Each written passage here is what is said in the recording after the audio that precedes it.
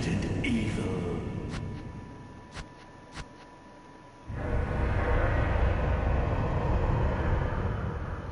Hello everyone, this is my No Save No Death run of Resident Evil HD Remaster Jill Scenario Campaign.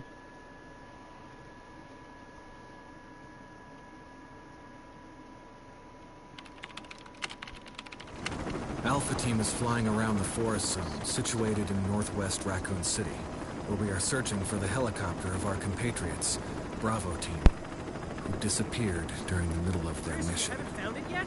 No, not yet, Brad. Bizarre murder cases have recently occurred in Raccoon City.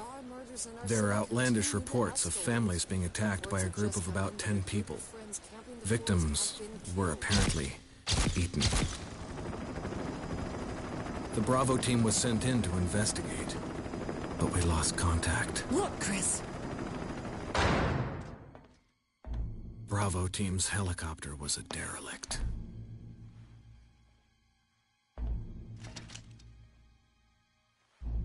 Save for the remaining body of Kevin.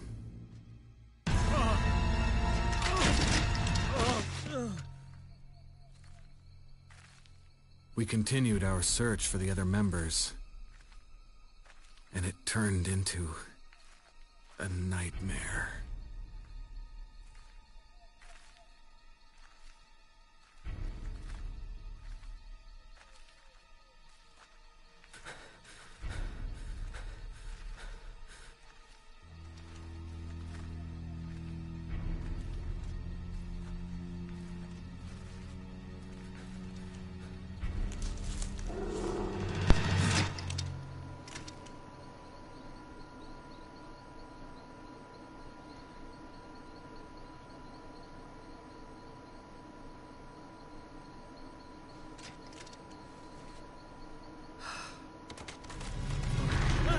Sisters!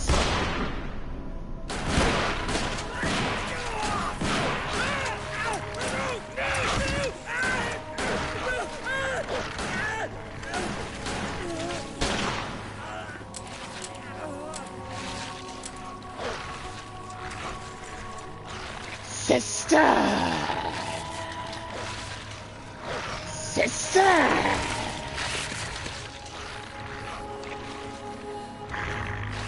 Come here, sister!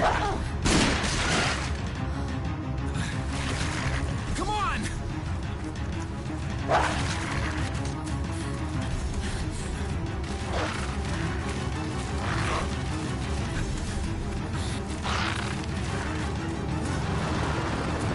Hey! Brad! Where the hell's he going?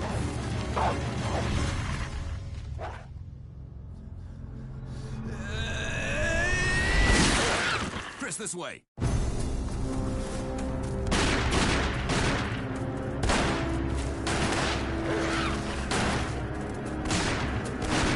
Damn it! Make for that mansion!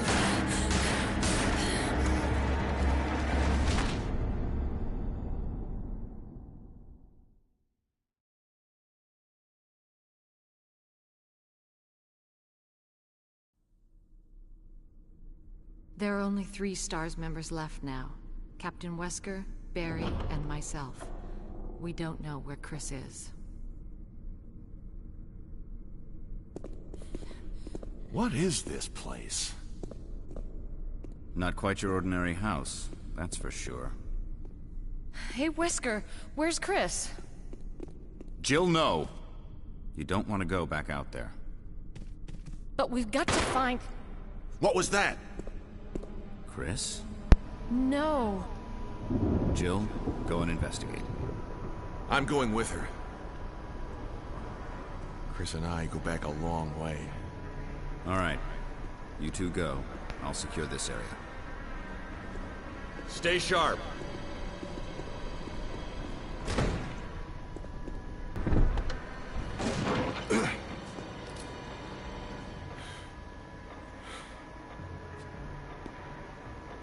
A dining room.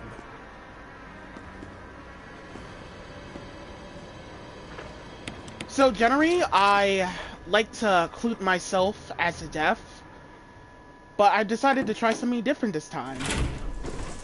This this time, That gunfire. I'm counting on you to investigate, Jill. Sure thing, Wesker.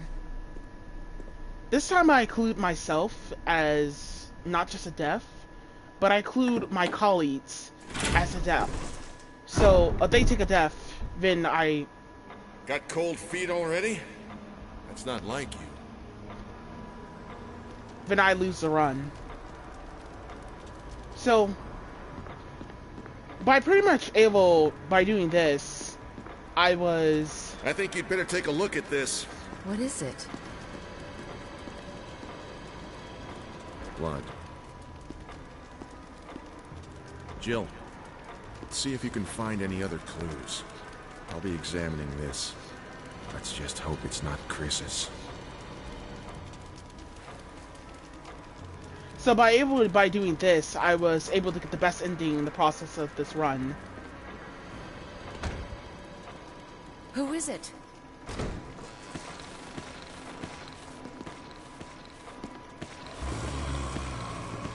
You! Freeze! Get away from him, Jill! He's insane!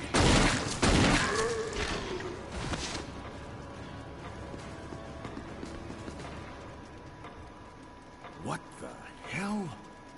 We better report this to Wesker.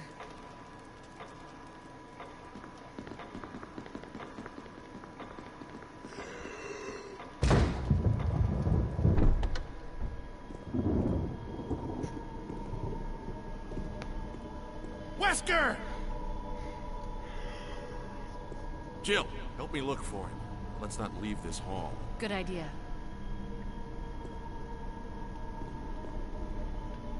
So, moving up the steps and then moving down the steps will increase the events from happening. Barry. Any luck, Jill? No, nothing. What's going on around here? I can't figure it out. Same here. Chris, and now Wesker. There's not much we can do. We can search for him separately. I'll investigate the dining room again. Okay, then. I'll try the door on the other side. This mansion is gigantic. We could easily get lost. Let's start from the first floor. Okay. Oh! I almost forgot. It's a lockpick. You'd make better use of it. Thanks. I may need it. Listen, if something happens, let's meet up in this hall. Got it? Okay.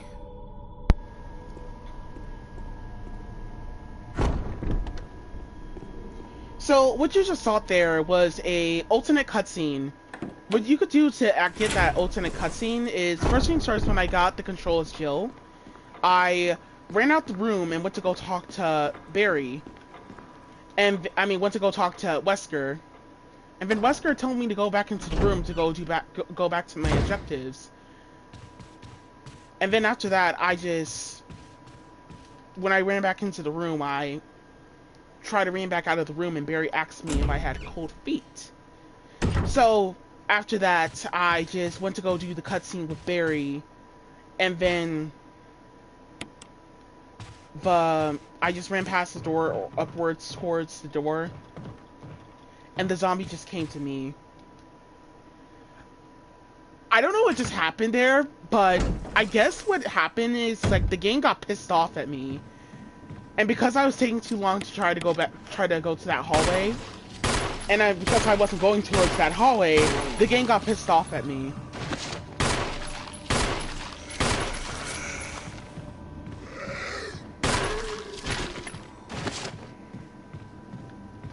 But anyway, it's pretty funny, pretty great, and hilarious. So, first things first, go on ahead and kill that zombie. Just to get him out of our way. And do the same thing, well, technically don't do the same thing, but do a little bit thing over here with this one here. But what we're going to do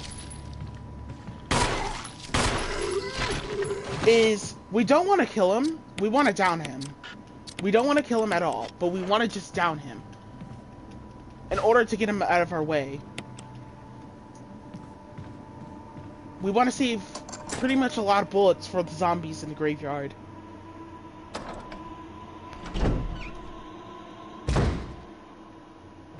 Or you could just go the other way, but going this way makes it more faster that way.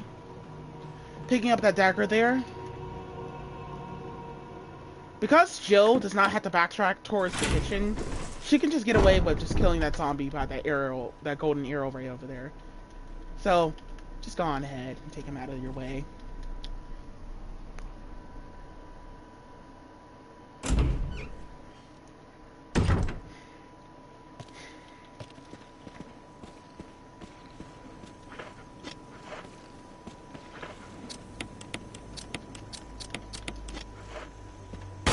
$18 bullets is enough for the zombies out here in the graveyard.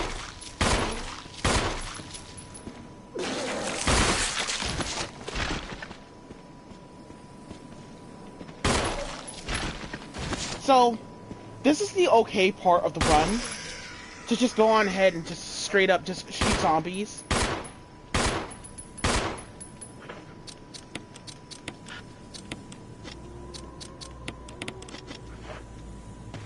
Just straight up go on ahead and kill them. Just shoot them. Because the reason why it's okay to just go on ahead and kill these zombies in the graveyard, they do not come back as Crimson Heads at all. Naked zombies do not come back as Crimson Heads at all. So pretty much, I guess what the developer pretty much did is, I guess he didn't want to see naked Crimson Heads at all. So, just the zombies in the graveyard, just naked zombies in general, just do not resurrect as Crimson Heads. It's totally not worth worrying about.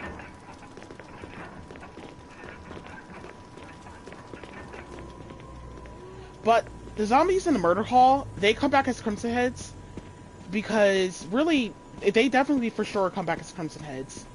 So, I'm not going to be going through that particular side in that hallway, so I can just avoid them, even though I'm going through that particular side. I'm not going through a particular side, I'm going through a different particular side, that I can just avoid them altogether and won't have to worry about any little situations.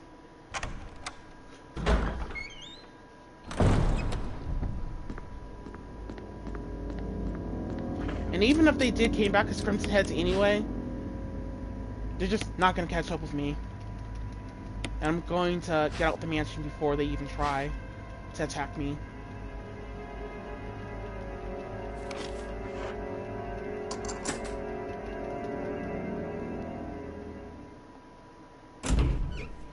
So you're going to notice a little bit of something. The infinite handgun that is in my inventory.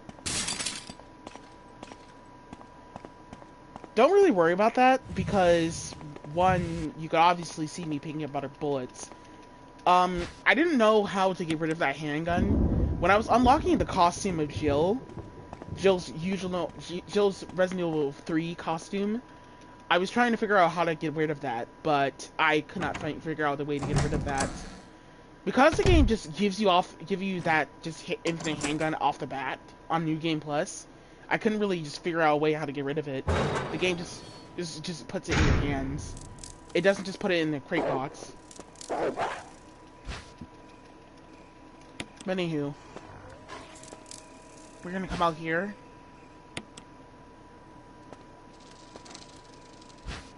Go ahead and pick up the chemical and pick up the red healing agents and the other green healing agents.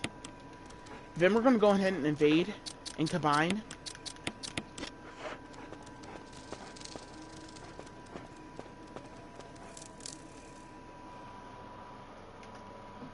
So we can leave one inventory slot open.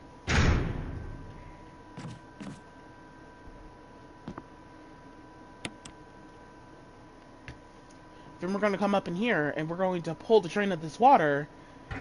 And then we're going to look at Jill's wonderful, beautiful reflection. Or not.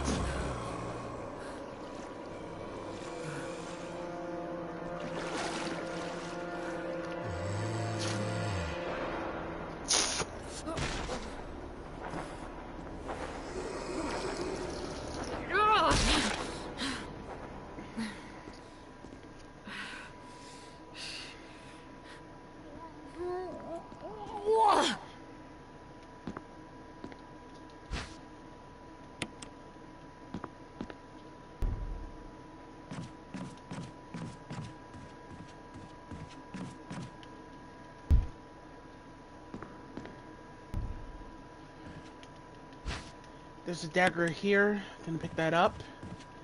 So, Jill gets the shotgun for free. So, we're gonna go ahead and pop right by and pick that up on our way out.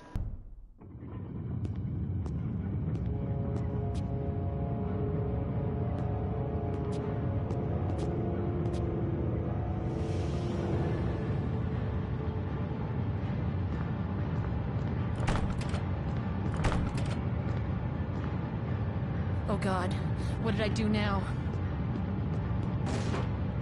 Wesker! Barry! Help! Jill! You in there? Barry? Get me out of here! The door's jammed! Stand back! Grab my hand!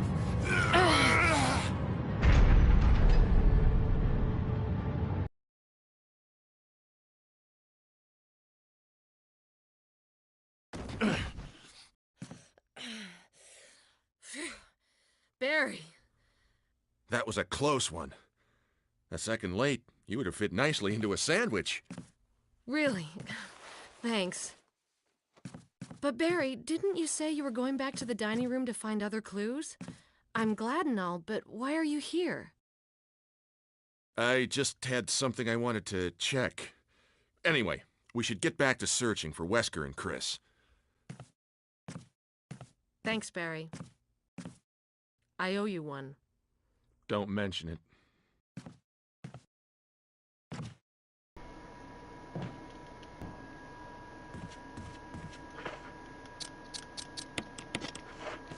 This zombie right here has a higher chance of being decapitated. So we're gonna go ahead and just evade and decapitate him.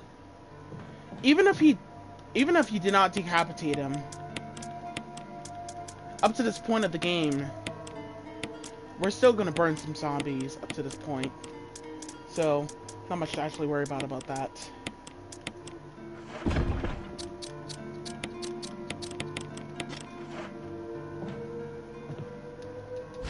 So, we're gonna pick up the lighter, and then pick up the cream, and then grab the fluid of the gasoline out of the gas can.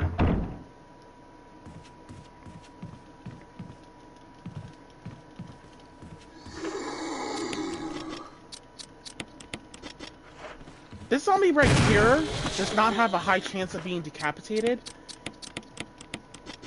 But I go on ahead and kill him because I personally just prefer to kill that guy because he's too aggravating and annoying to deal with. Dodging past him could be a pain in the ass. It's pretty a headache, and you got other zombies crowding up on you while you're dodging that guy. So, pretty much, it's too terribly risky. I personally just won't recommend it. Just go ahead and kill him. So, Jill gets her lighter up to this point of the game, so pick that up. Once she gets the cream, she gets the lighter and stuff. Better fit. And also, she gets the... there's some handgun bullets here, and the dock key. We're going to go on ahead and equip the handgun. And just go ahead and light them up.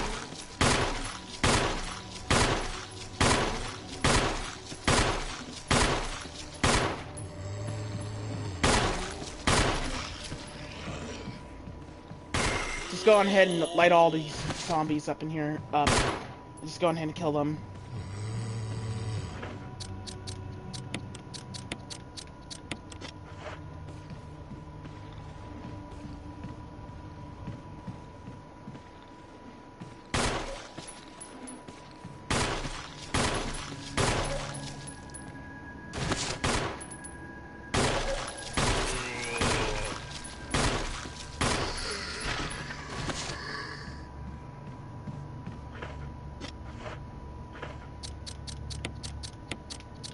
So, after we get done killing all these guys up in here,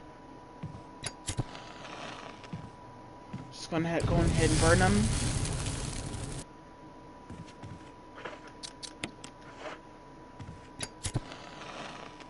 And go on ahead and burn this guy.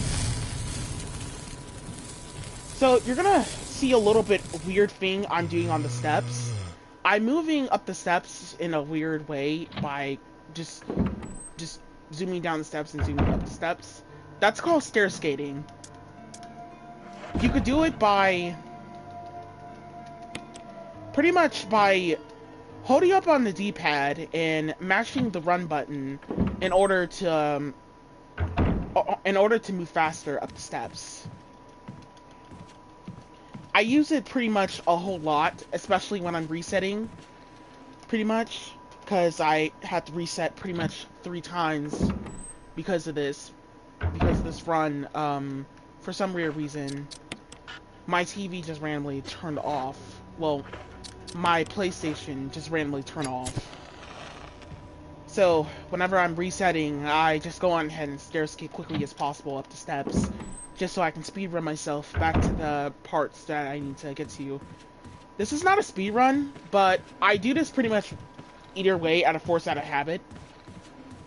It helps me get places more faster and helps me beat some zombies to the punch before they actually block my way.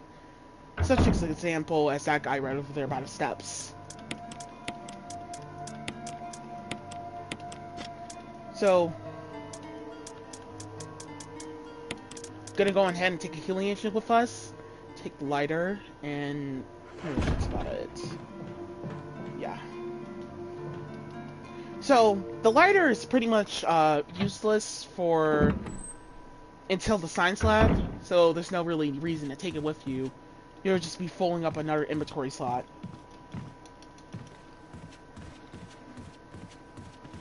By the way, decapitating zombies will prevent them from coming back as a Crimson Head. So if you get lucky, you don't actually need to go burn them.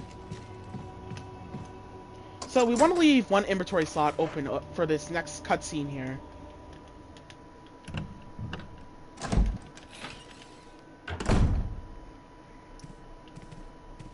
Barry. Jill, got any good news? Other than I'm still alive in this madhouse? No. Can't say it's much safer here either. We'd better secure our escape route first. There's gotta be a back door somewhere. Alright then, let's split up again. Hey, hold on a sec. Look what I've found. What? A can of fizz. It's sure to yellow and mellow those things. It's yours. Hopefully you won't have to use it. What about you? Oh, don't worry. I like the buddy system we have here. I see. Thanks, I'll take it. See you later. Ciao.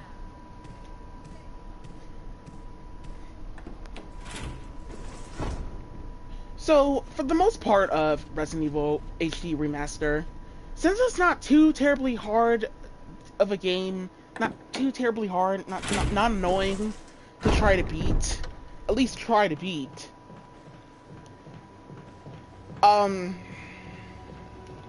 if you're going to, by the way, just do this with saves, I definitely recommend it 100% to do this with saves, because this is right here is our first choke point on where I would recommend saving at, definitely for sure.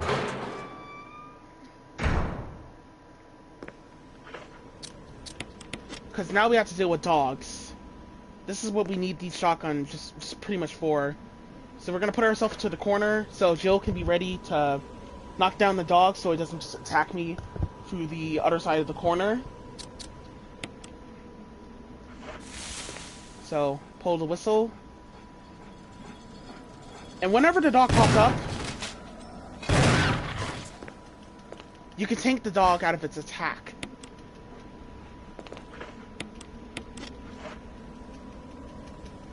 I would recommend running out of the room and then running back into the room so that other dog does not catch up with you and he'll be far away from the other side of the room. I recommend using defense items on that guy. But, dogs, in Resident Evil, Remaster, they're pretty broken. Pretty broken enemies. Just straight up broken. Their AI is just pretty evil and pretty annoying and pretty frustrating to deal with. Especially the fact that multiple resets were actually acquired by dogs, pretty much, in this game.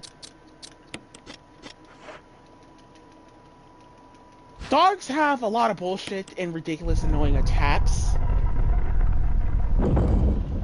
Such as them doing, I don't know, some stupid 80-degree grab, where 180-degree grab where they'll just grab you by your arm and just chomp on it all day, which begs your question on why your character is not punching the dog in the face for chomping on your arm.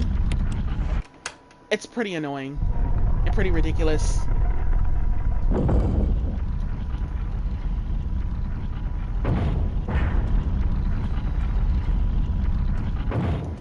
If that attack happens, then pretty much you just gotta hope that you can make it to the nearest store or just try to kill them. Because dogs really, with that attack there, they can do spam attacks. So even when they don't even let you heal yourself. Like, even when you try to heal yourself, they don't always let you heal yourself. Because they always spam the attack so much, to the point, once you gain control of the character, they just repeat the attack over and over and over and over and over and over and over and over again. It's pretty annoying, pretty ridiculous, pretty stupid, and pretty cheesy. And pretty broken. That attack never gets old. And even if you do heal yourself, dogs just, they proceed to just, you know, they just proceed to grab you, and they just lower your HP down very quickly. Because of the fact we're playing as Jill doesn't have so much HP. She dies in 2 hits. So it's pretty easy for Jill to just get fucked over by dogs. For Chris, it's not too terribly easy, but it's too terribly annoying. Still annoying and still aggravating. Dogs are by far what my resets were really requiring for pretty much my runs. With just dogs in general. But all those problems are going to go away as soon as we get the locker launcher. Once we get the locker launcher, our problems with dogs are going to go away. Speaking of a locker launcher, there's a dagger over here.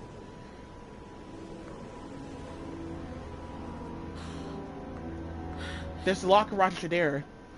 Next to Forrest's dead corpse that was eaten by crows. Pick up the locker launcher. Connect.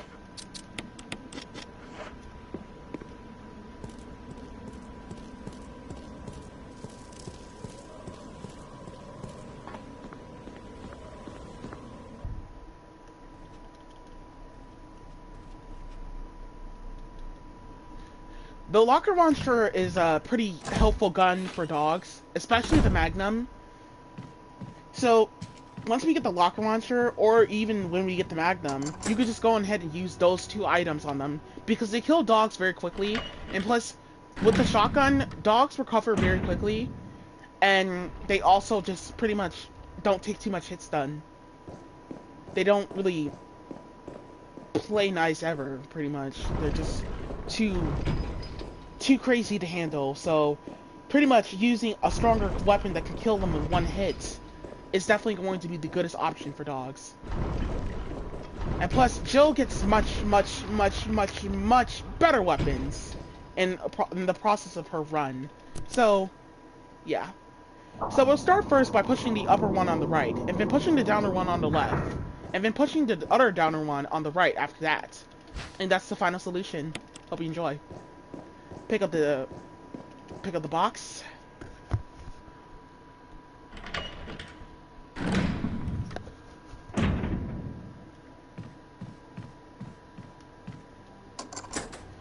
Now we're going to go start the Richard cutscene.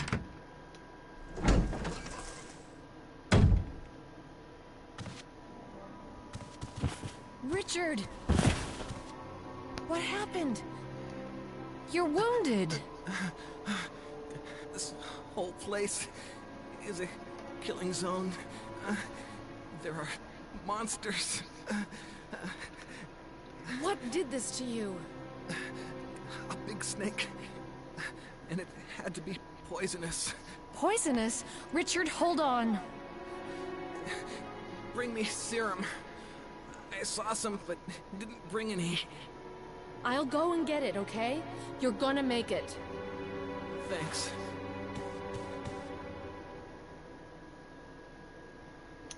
Right, so, Richard. So we'll start first by heading back towards the West Side save room. Quickly as possible. We have 4 minutes to save Richard, so, or 5 minutes. Don't quote me too much on that. All I know is you just pretty much don't want the timer to pass by 4 or 5 or something. Just make sure you do it before this timer strikes 4, basically. So, head back to the West Side save room immediately, quickly as possible. Upon grabbing the gate key from the dog's collar and replacing that with the other key in the murder hall upstairs near the boss battle by Jan, that zombie will be busting out of that door, basically.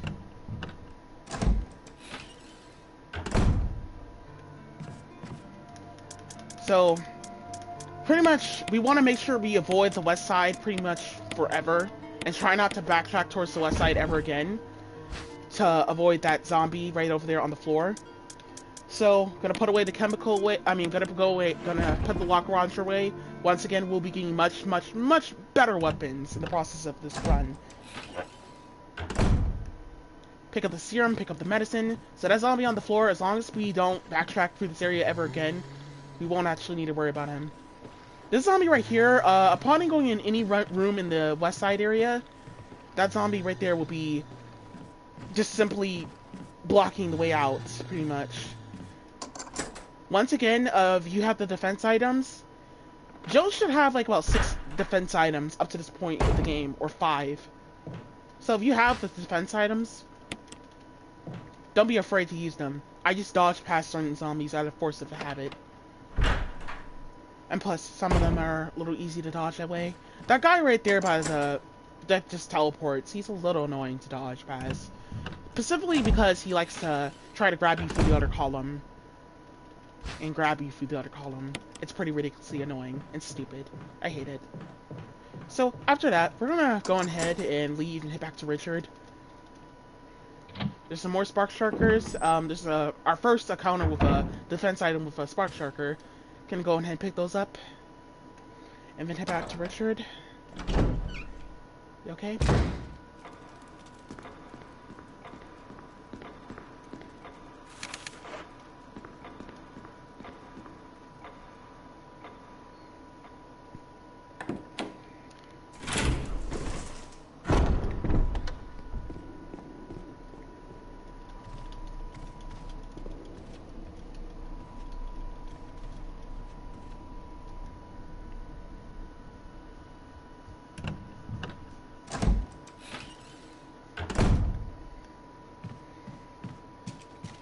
And just right about there, we got here in time before Richard was close to dying.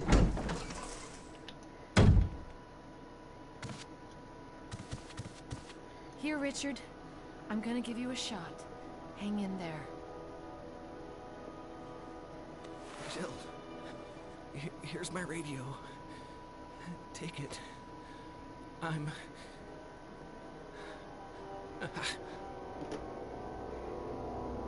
Does it ever not hurt? There's some healing agents here, but we'll actually come back for that later. Actually.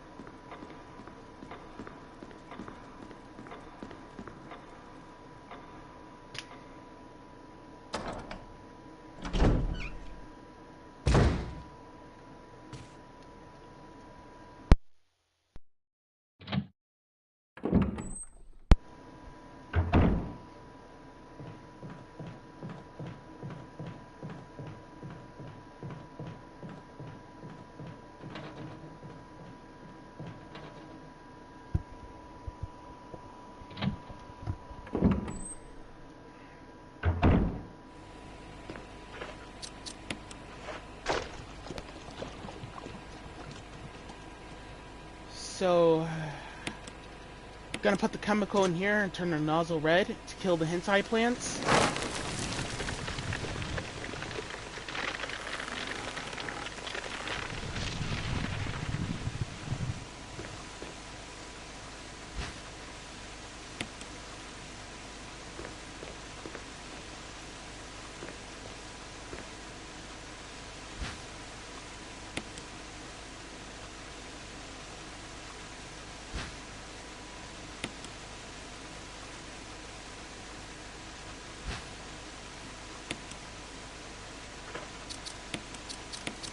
So, we're gonna go ahead and invade and combine the healing ancients together so we can pick up the death mask and not have some things filling up our inventory slots.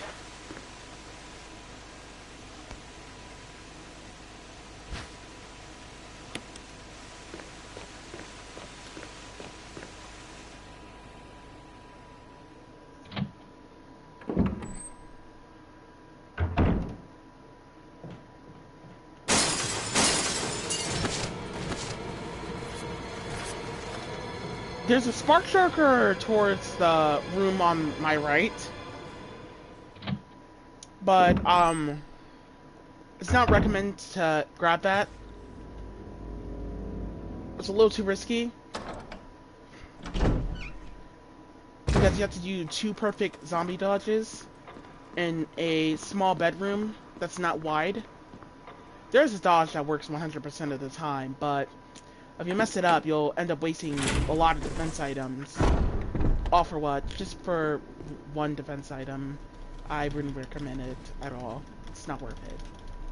You already have 2 spark shulkers, so just be happy with those and not use them too much.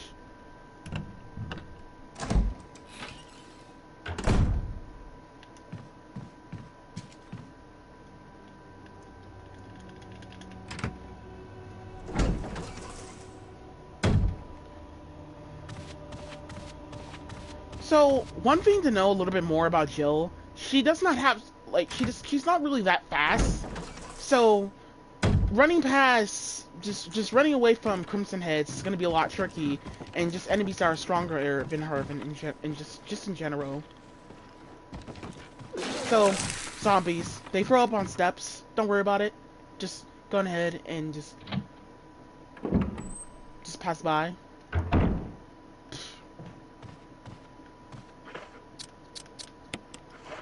We're gonna turn the lighter on and equip the shotgun here.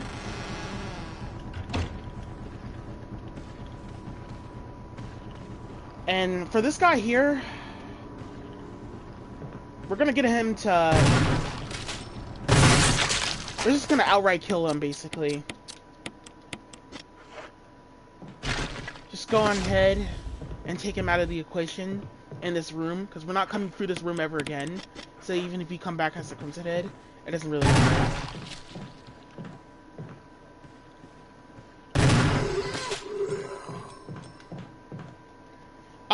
Gonna go on ahead and kill that guy, because we're not gonna have this shotgun for too terribly long, so gonna go on ahead and get rid of the last 2 shotgun shells. But I want to save 1 more shotgun shell for another zombie.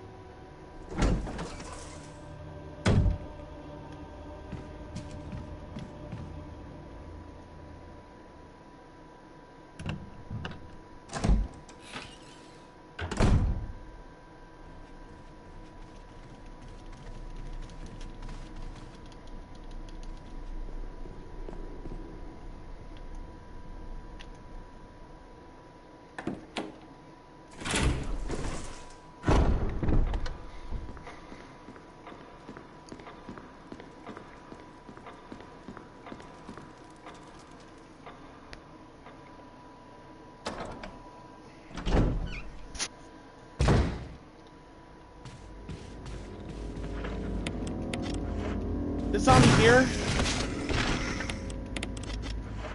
we're gonna go ahead and kill him. and decapitate him. I didn't decapitate him. He's not always... He's pretty much of an asshole, so gonna go ahead and decapitate him, get him out of our way. So, pretty much for him, if you do not decapitate him, it doesn't really matter, because you could just go back to the save room to go get your lighter, but it might take a long process. But, however, I already have backup strats in case he does come back as a Crimson Head. So I can completely avoid this guy as I'm just like passing through this area in the future. Because he can chase you to A and he cannot chase you to A in B or B in A. But however, he can chase towards you to B and A. I mean C and A. And especially B. So, but basically, we're not going through that guy. We're not going towards the kitchen ever because it's useless to go towards the kitchen.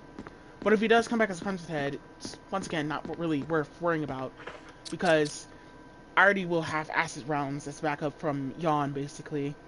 But anywho, ladies and gentlemen, Jill Valentines, get ready because it's about to be beautiful.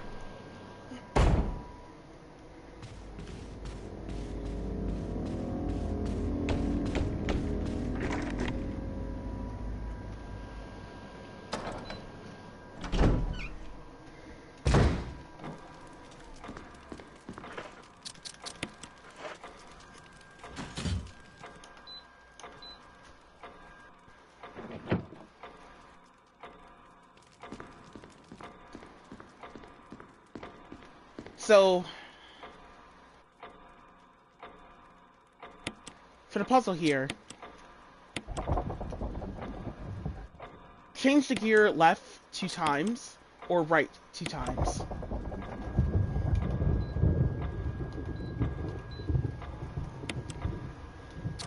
And then just outright leave it alone.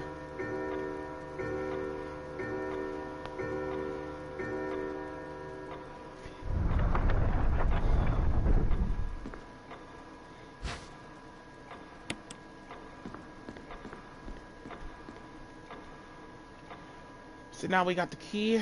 Now we have to go towards the boss for Yawn, basically. I should let you know something. I'm a little nervous and a little paranoid because for this boss because Yawn has a lot of bullshit moves. So it's pretty ridiculous dealing with this boss here. And I'm just hoping that the best I don't have to backtrack towards the West Side safe room. Because Yawn will literally hit you as soon as the game fades in.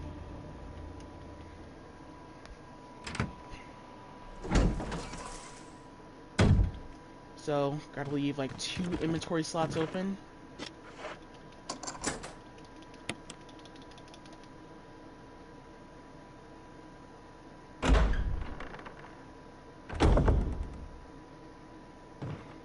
So, brace yourself.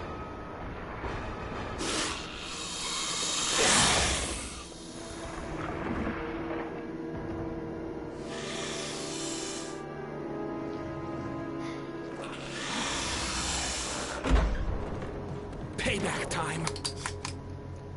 So for Jan here, of course, Jan immediately hit me as soon as the game faded in with the shitty attacks like usual.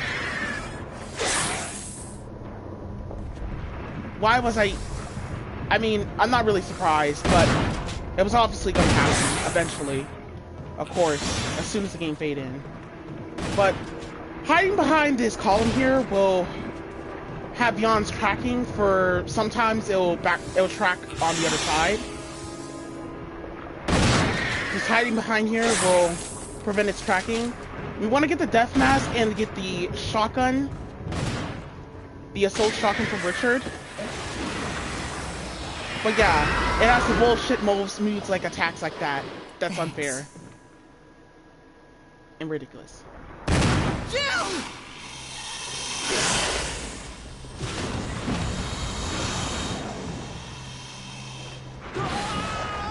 Richard!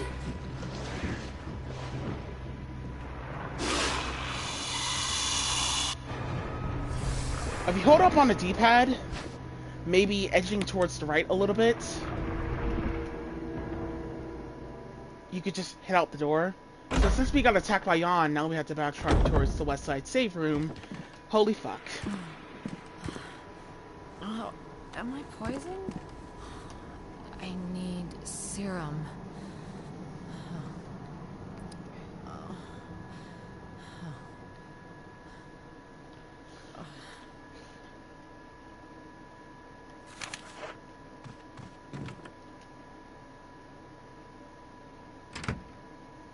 So pretty much that was the part where I was definitely also scared about, because Jan likes to really just do shitty things like that.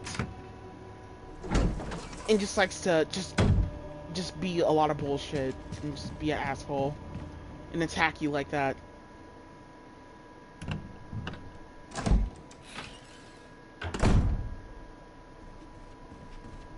So pretty much gotta hit back towards the west side save room so we can get the medicine. I don't get why Jill just cannot grab another one, but it's obviously another excuse to get your character to just backtrack towards the west side save room to get a medicine. It's pretty annoying and stupid. I hate Jan. So pretty much just gotta pray that we get there safely.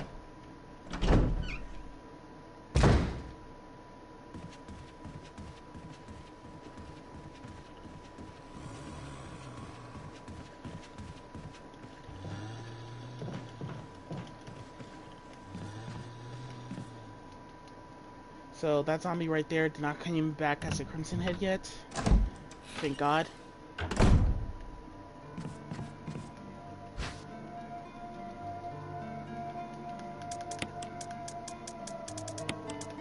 I actually have not gotten any success with dealing with Jan, by the way. So, pretty much, just a lot of annoying, stupid, pathetic attacks just happen with Jan a lot.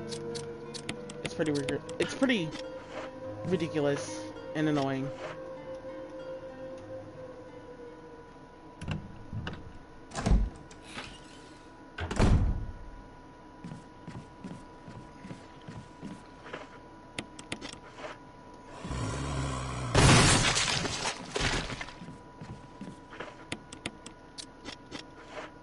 Just gonna go ahead and kill that guy because there's a second event on.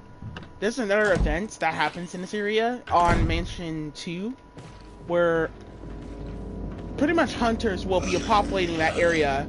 So just because I decapitate that guy, he's not gonna come back to Crimson Head, because once I come back through here in Mansion 2, all these enemies will just despawn. They're not gonna be here no more. So I don't have nothing to worry about.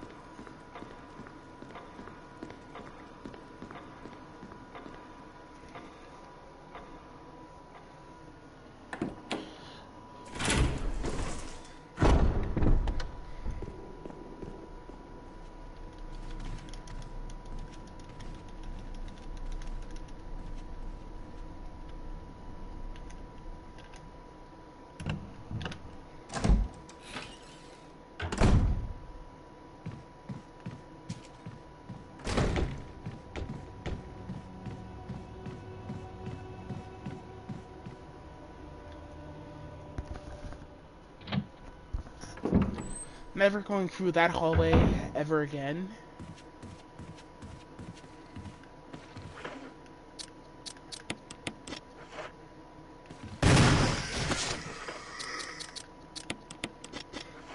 Really, you should just use a defense item on that guy.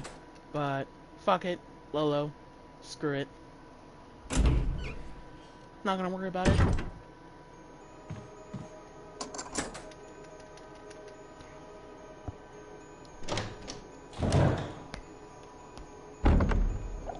So, when we come up in here, we're gonna pick up the yellow hook. And then we're gonna go all the way over here, and we're gonna pick up the yellow bee over here, and then we're gonna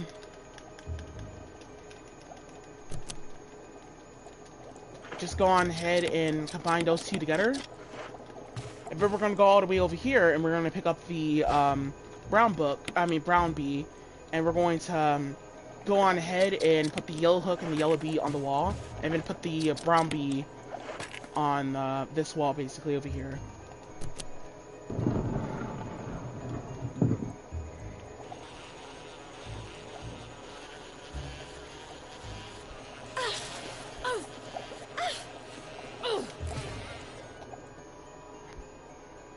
So, this is a little random thing I found out one day. So, I ran out the room, and then I ran back in the room. And then the bee will be on the other side, right over there next to the water. Of course, I messed that up again. I was trying to turn on the other side, but I messed it up a little bit. Let me show that again one more time. Of course, I messed up and used the left stick there. I wasn't trying to... I was supposed to use the D-pad there. So I ran out the room and ran back in the room. And the bee, as you can see, is right over there next to the water. So I ran all the way quickly as possible to grab the wind crest, and then I ran out the room. Just gave me enough time to just grab that and just ran out the room quickly as possible.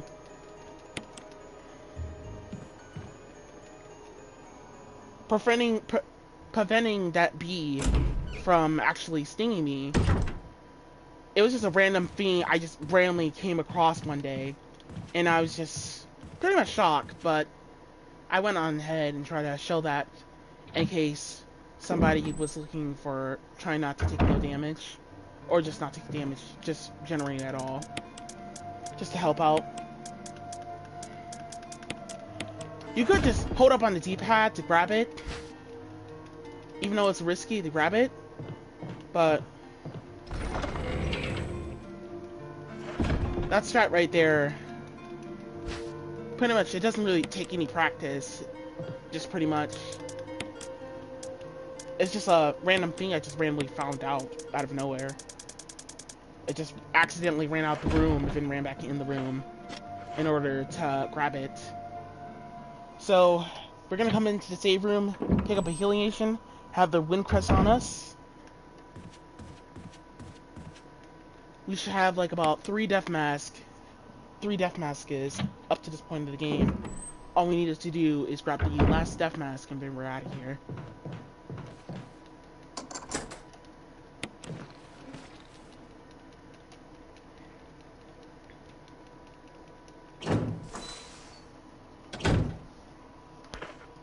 So, I'm gonna go ahead and equip a spark shocker round.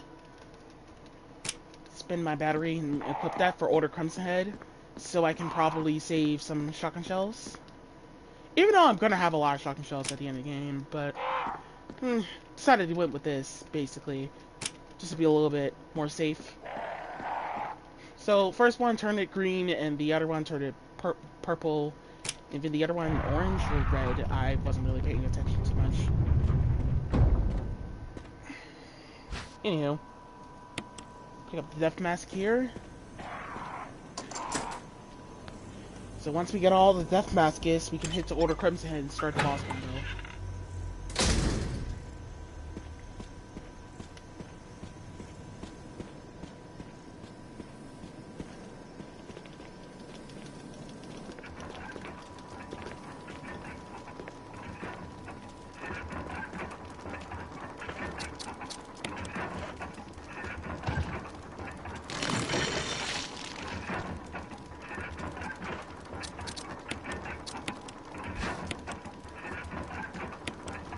if you listen a little closely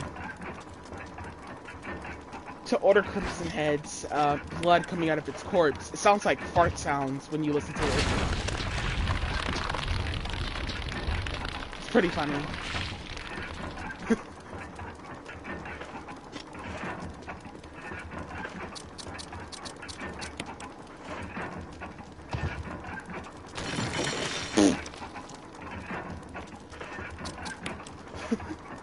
Alright, enough screwing around. So, we're gonna go ahead and equip that assault shotgun immediately. So, take special care to quickly leave the room quickly as possible and go grab a healing agent before... Because once those gates close over there, the boss begins.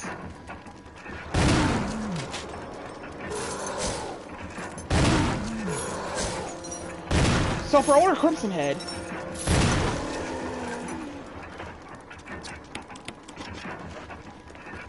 so this can go into two different ways. Order Crimson Head will pretty much not get stun lock, or he will get stun lock, and you could just shoot him on the ground. It takes like about 5 or 6. Actually, it takes like about 4 shotgun shells to actually kill him. We want to always dodge Order Crimson's Head, take a good wide towards the right as we're dodging him in that room over there. Not a hard boss, actually, by the way. I actually think that's like not too terribly tough to do. The only thing that boss could be pretty much hard and annoying is that we were dodging Order Crimson Head in this hallway right here.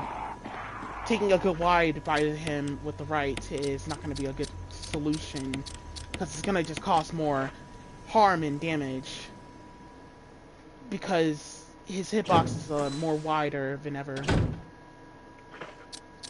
Not wider than Yawn, but wider, just annoying. I actually messed up here. I'm pretty sure I was supposed to use the assault shotgun. Not the assault shotgun. I'm pretty sure I was supposed to use the other shotgun on that zombie because I need to get rid of the last shells.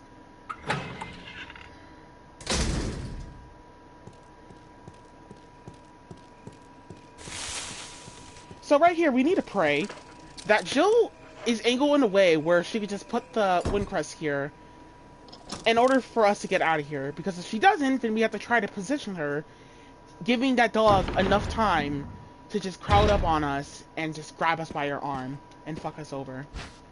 So pretty much we gotta pray that our position is right with Jill and she just realized that something needs to be put there.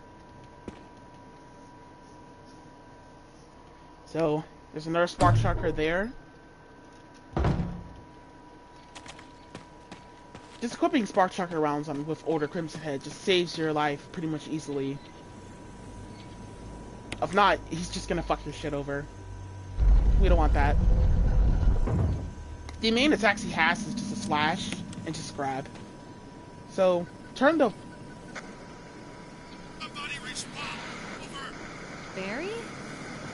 Lester! James! Gun? Ineffective! It's dead. Stay away! Forest outside the mansion! Stay!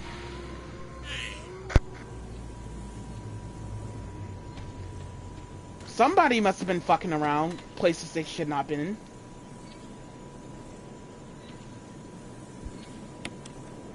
So we want to turn the red one west, and then turn the blue one north.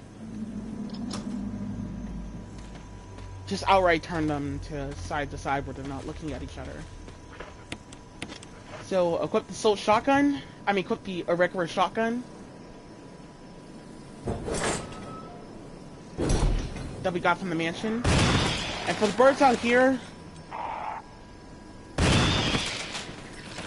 light them up. So we want to angle using the auto aim and angle ourselves on the pretty much the side where Jill will be pointing at the TV screen in order to attack the dogs. attack the birds. And then we want to aim up by using the D-pad. We always want to use our aim with the D-pad, so Jill doesn't randomly turn side to side with the left stick, making it much easier for the birds to just peck you if you fuck up at the wrong position. But you have to pay attention to the TV screen, or actually, I recommend playing this with headphones, because if you listen with the audio, which the audio in this game is pretty good and well designed. If you listen to the audio, you will be able to figure out more on how the birds are coming. But it has to be fast once you see them near that TV, the corner of the top of the TV. Because otherwise, if you don't, you're gonna get pecked. Some people have said that you could just walk around the dogs. I totally have not had one bit of a success of walking around birds. So, really, I hate the birds in this game, so I'm just gonna go ahead and just kill them.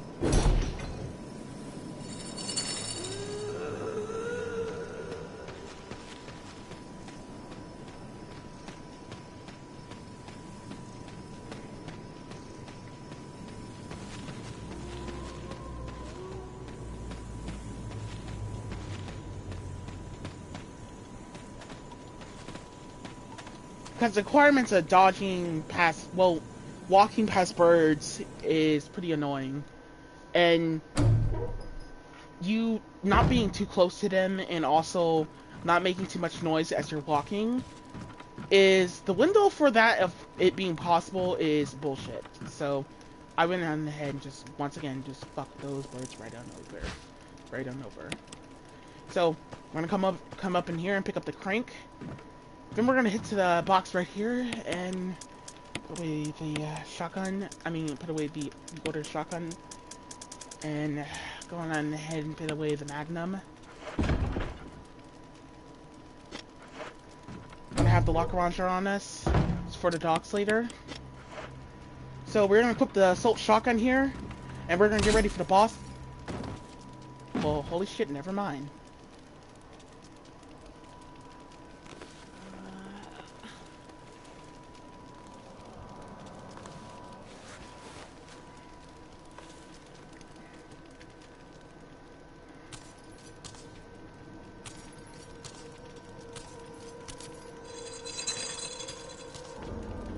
So for Lisa Trevor here, 2 shotgun shells from Lisa is enough to stun her.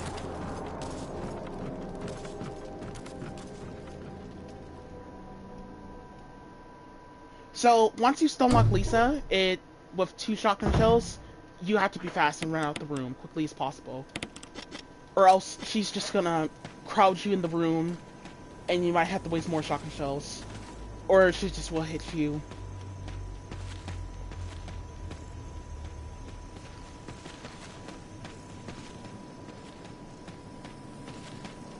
There is a dodge that does work with Lisa, but, however, that bullshit for the dodge in the window is ridiculous, annoying. It probably won't work on a lower frame rate, so if you're playing on PC, it possibly can work, because if you're using if you're putting your frame rate to 20 FPS, it will probably be possible, but technically still hard. Especially for console players. Lisa's pretty evil. She actually will read your button inputs and just fuck you over, pretty much. Like, the second you move, or the second you just try to make an idea on how to get past her, she always seems to just knows all your moves. She knows all your moves, so it's too much RNG with Lisa.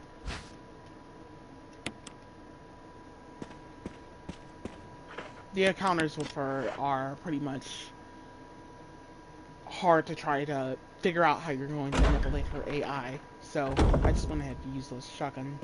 So we're gonna quit the locker launcher here. This is Brad. If you can hear me, just give me a sign.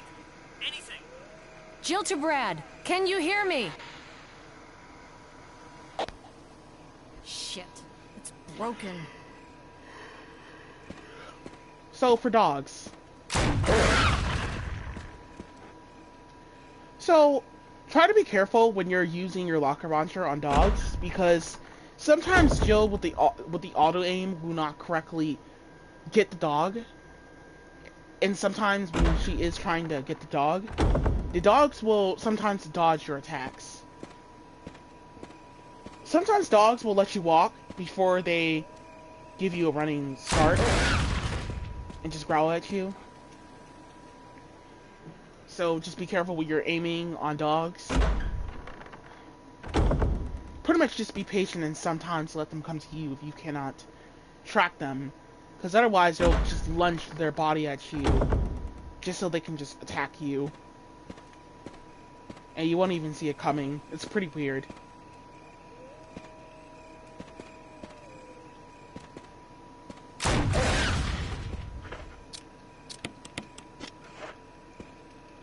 So after we get done killing those dogs, we're gonna pick up the blue healing agent and the green healing agent.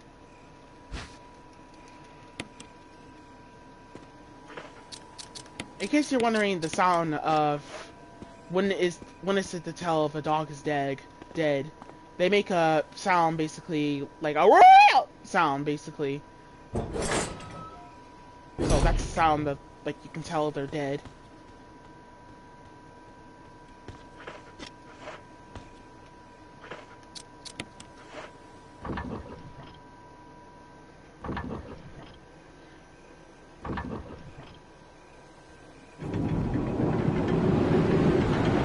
So, whenever we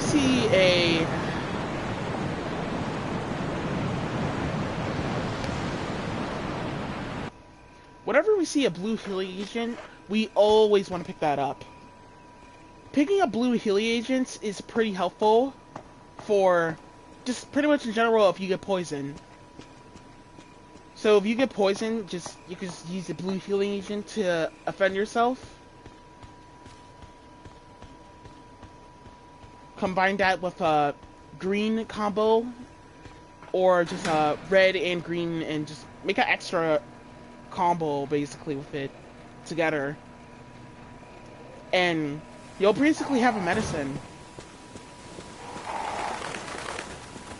Just hightail straight for the door here, as quickly as possible once you get off the elevator, because sometimes birds like to throw you, and they also just catch up with you very quickly for some weird reason after you take so long.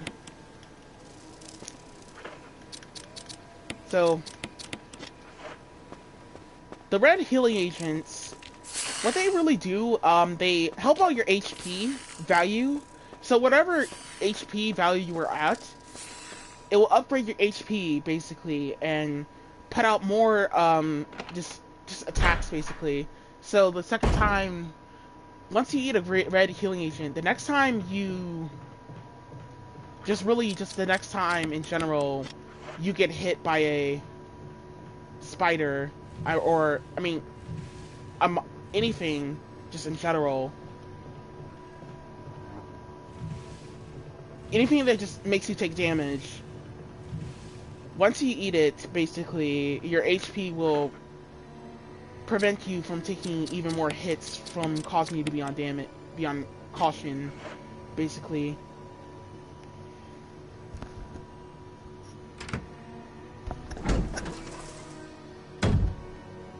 So generally in the past, there was a strat that people use is you can outright avoid the spider right here, but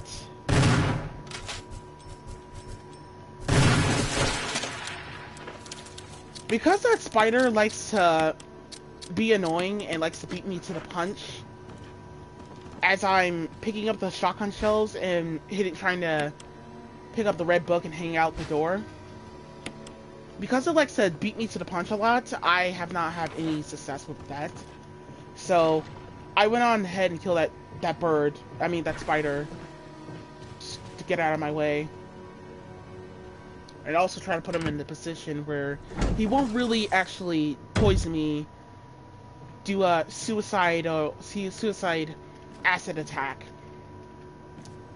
By a suicide attack, I mean it gushes a lot of acid. Spiders has a lot of messy AIs, They're very fast-serving dogs, by the way, whenever they do their lunge attack. So they're not too fast-serving. They're fast-serving dogs, but they're not faster. No, that wasn't part of our deal. But it's not necessary to destroy stars.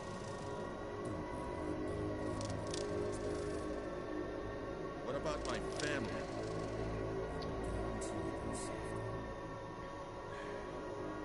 If I play my cards right.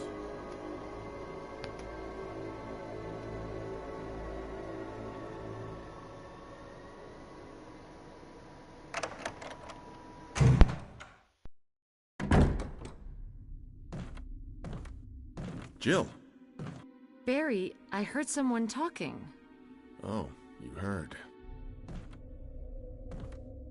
I think age is starting to take its toll. Talking to myself is becoming a bad habit. Talking to yourself? You all right? What's gotten into you? I'm getting you worried, aren't I? But don't, I'm alright. I guess this creepy mansion has gotten to my nerves. Anyway, I think I'll go outside, get some fresh air for a change. Don't worry, I'm just going to get some fresh air. If I'm lucky, I'll get to waste some monsters along the way.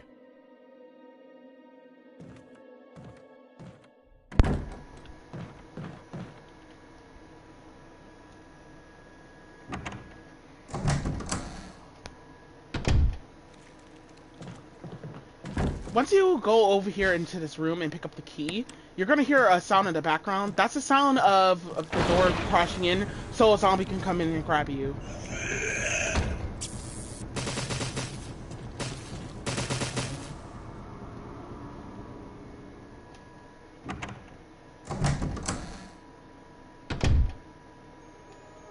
So, I just go on ahead and put my batteries. I just go on ahead and electrocute him and get him out of my way, because pretty much want to just get him out of our way basically with the battery, because if he recovers quickly even, I'll just get grabbed again. So I went ahead and just used my battery and just downed him. It's too hard, trust me. Don't dodge him in that room. Don't even try to even shoot him in that room, because he just likes to tank you out of your... He just likes to stop you from attacking. So go on ahead and just use a defense item on him.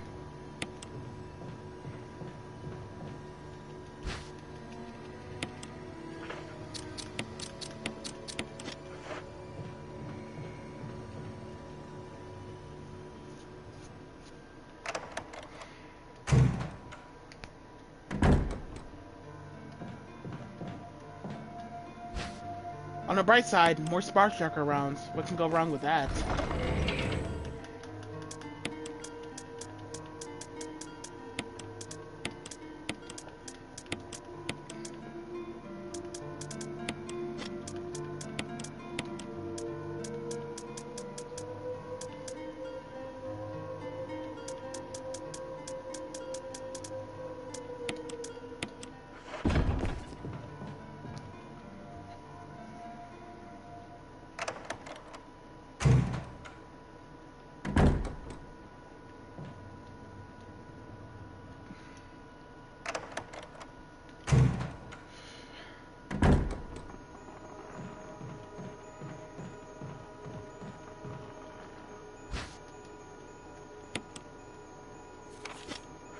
So we're gonna come up in here and pick up the minigun.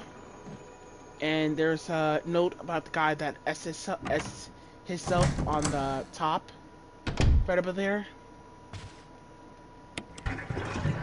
So once we drain this water, you're gonna hear a noise in the background of the noose drop.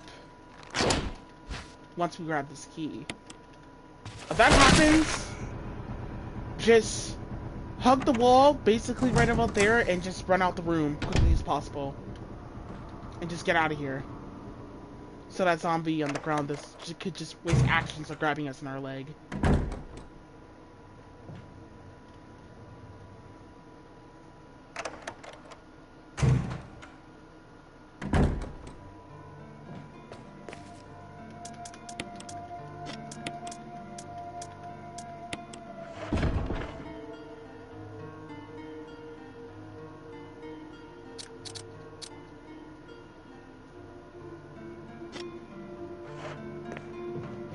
Alright, so I'm trying to bait what I wanted to deliver, what I want to bring with me here.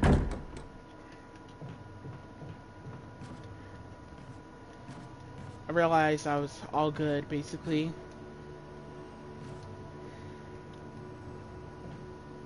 So we're gonna get to the basement.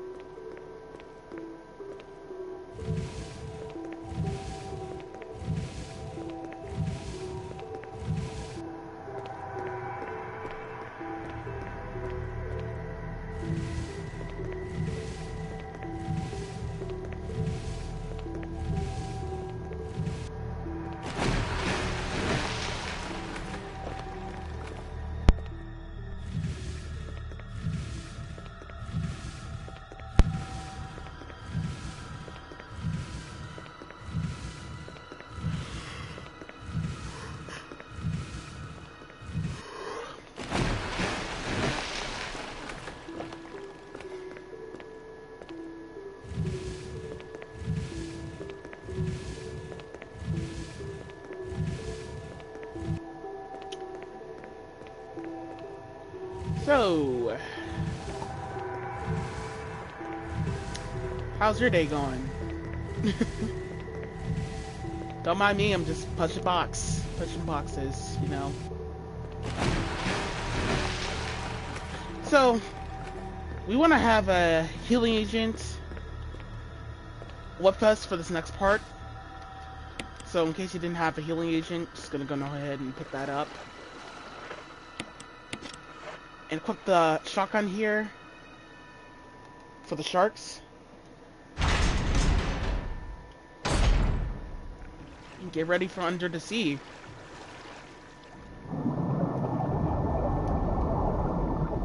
Under the sea, under the sea. Alright, so anywho, for the sharks. So, just go ahead and just take them out of the equation.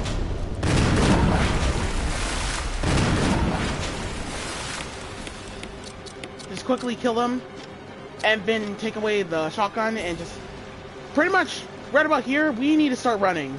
Now, after we kill those sharks, run immediately. There's another shark in this room, as you can see right there. We have to get out of here quickly as possible before it's too late. Because if it's too late, we're gonna get whipped to shreds.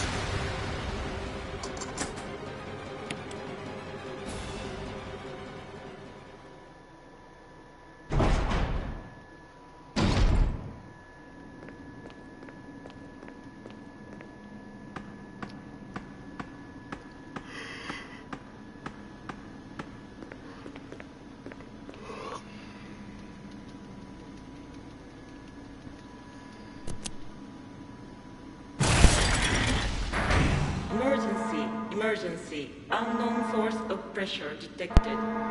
Locking all doors to achieve maximum safety. So, we'll start first by pushing the one on the right, and then pushing the one on the left.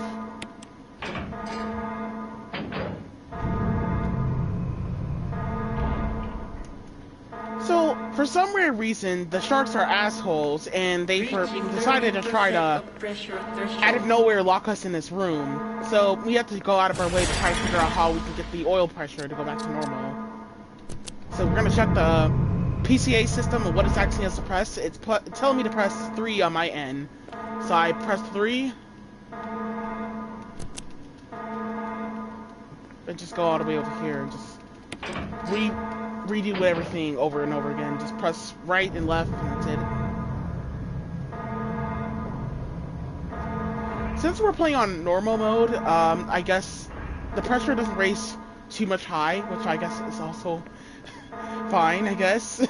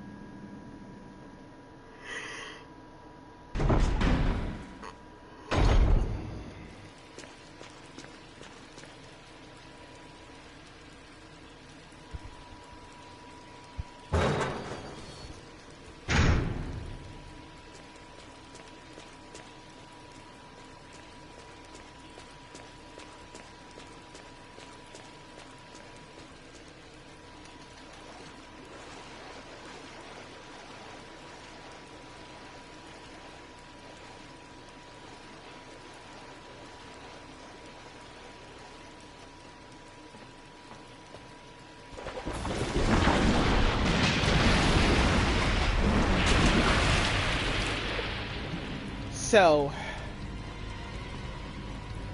we're gonna go ahead and push this in the water. And then after that, we're gonna barbecue this fucker's ass, basically.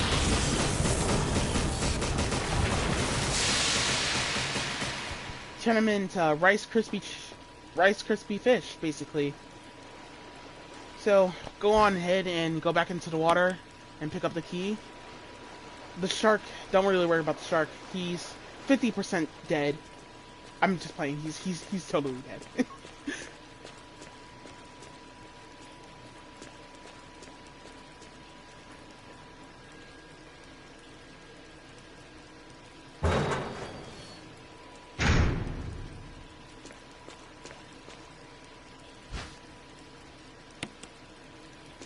So our reward for killing that shark there is those beautiful boxes of shotgun shells.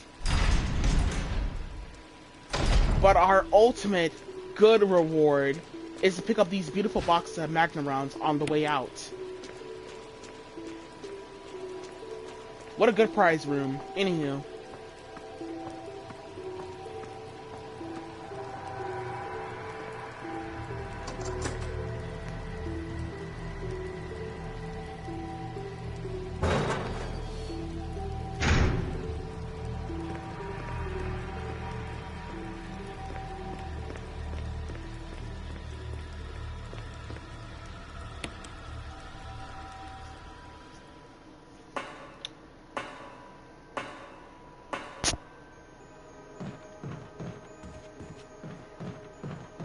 So, that zombie in the bathroom, don't have to worry about him ever again.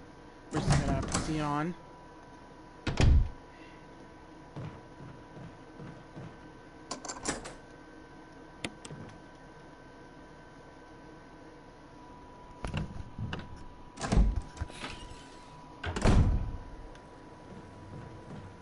So we're gonna go ahead and drop the book over later, early, basically.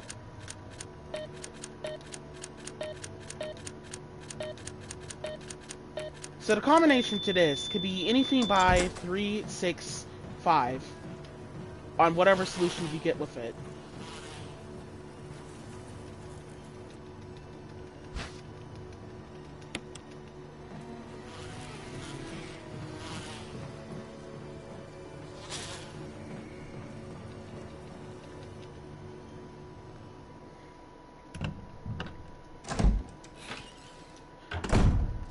So, do me a big favor. Before you pick that up, do not mash the X button. Mash B. Do not mash X or circle if you're playing this on a PlayStation 4 or Xbox One. Mash B. Do not mash X. Just mash the cancel button. Do not mash X. If you mash X, then you will accidentally examine in that hole on accident after you're picking the map up, and you will see those bees. Jill will like examine in the hole, and she'll see the bees coming through the hole, and the bees will just try to come to her basically and go through the hallway. And those bees are no bueno to deal with, so we're gonna go ahead and get them out of her way.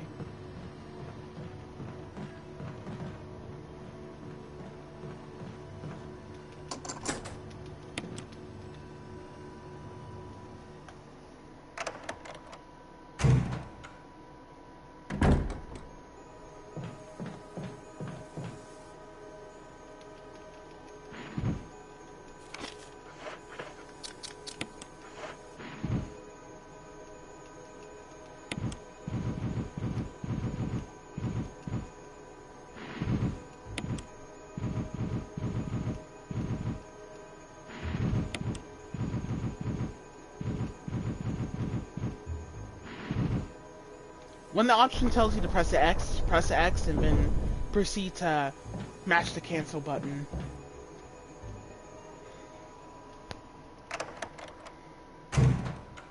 Or just be patient and careful.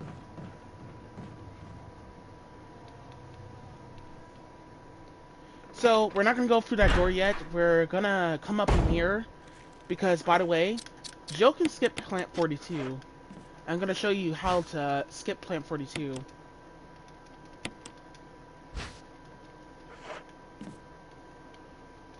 So, we're gonna come up in here and pick up the bottles and grab a red chemical and grab 2 bottles of water.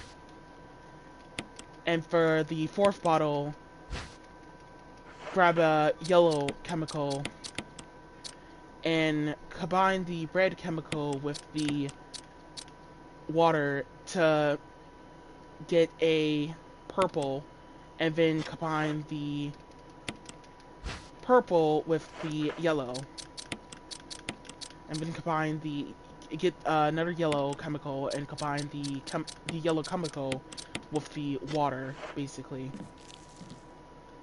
To combine 2 of those together, and then grab a red, and then combine the red with the blue, and then that's pretty much it. You made the V-jolt.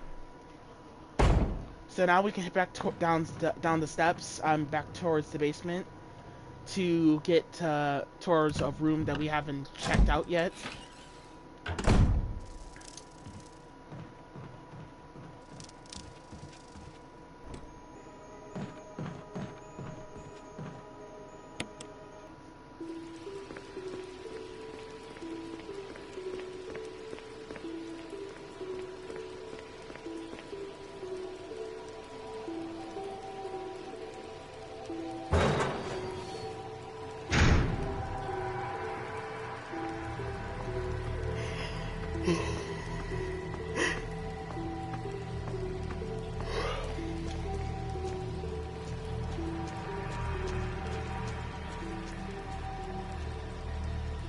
So, by doing this, by using the V-jolt on Plant 42, Barry will jump into the room and save Jill.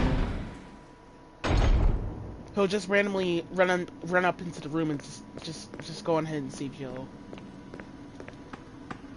So, pretty much, Jill gets to skip Plant 42 for free. Since this is a no save, no death run of this basically, I want to mitigate my risk as careful as possible because I wanted to be careful because I am going to need to save a lot of ammo for certain things. Specifically my Magnum. Plant 42 is not too terribly difficult to kill. Just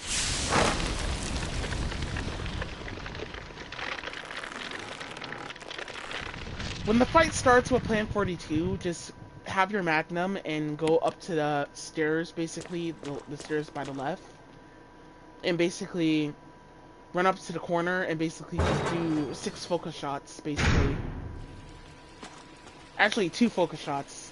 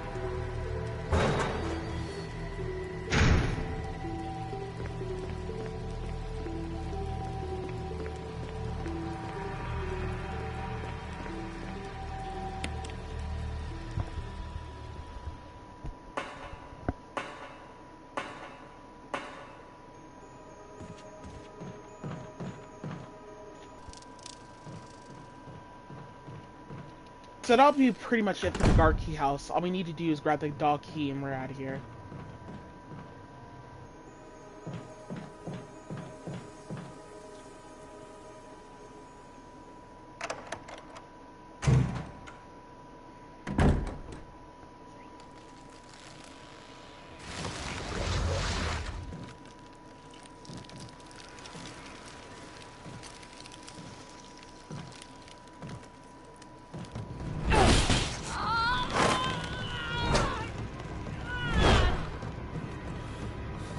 What the hell is this thing?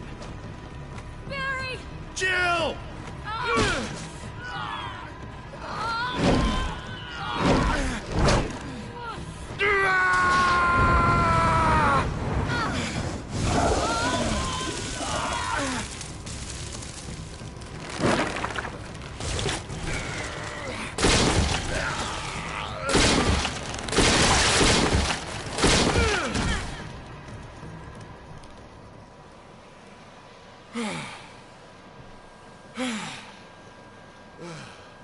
I thought it was finished. Yeah.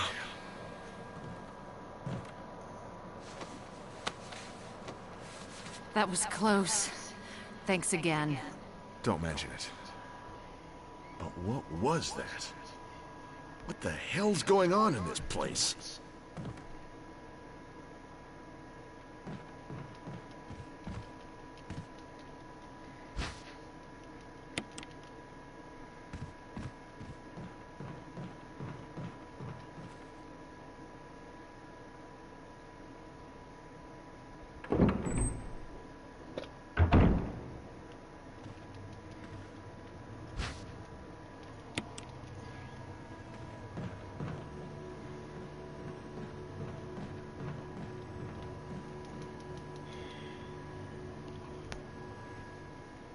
So with the dog key, I'm actually gonna shut up right here and let Wesker explain our objectives with this dog key.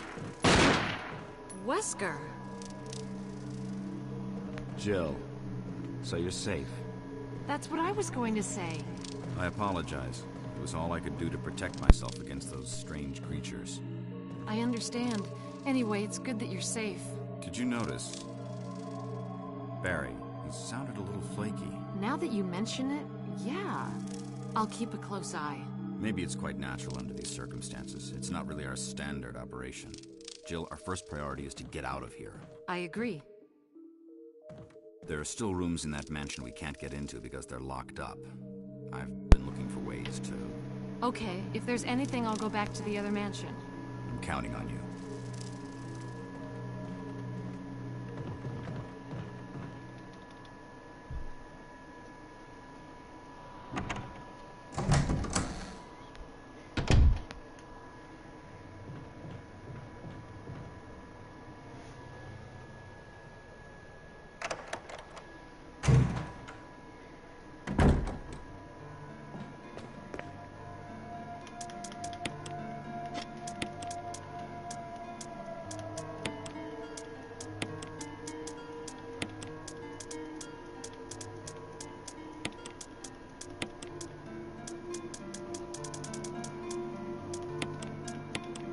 So we're gonna take the locker launcher and the acid shells. Take a couple healing agents, medicine, and a green healing agent for the dogs. Take the minigun for a little enemy I have pleasantly waiting up for to use this gun for a while.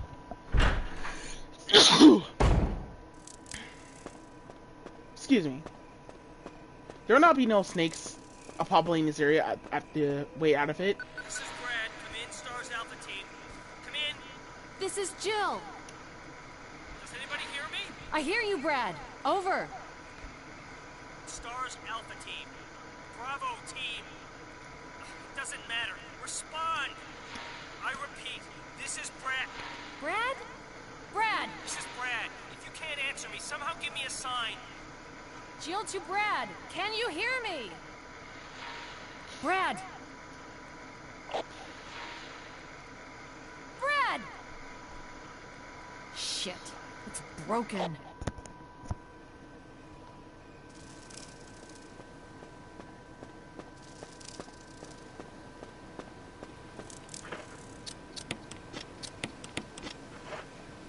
So,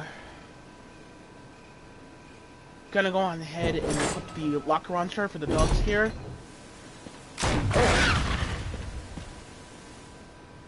Kill that dog, run out the room, leave. So we can despawn the other dog. So, once we shoot the next dog, he's positioned in a way where he won't just randomly dodge our attack because he's not aggro on towards us. They like to dodge, once again, the locker launcher rounds. Try to be patient to get this guy in our camera view.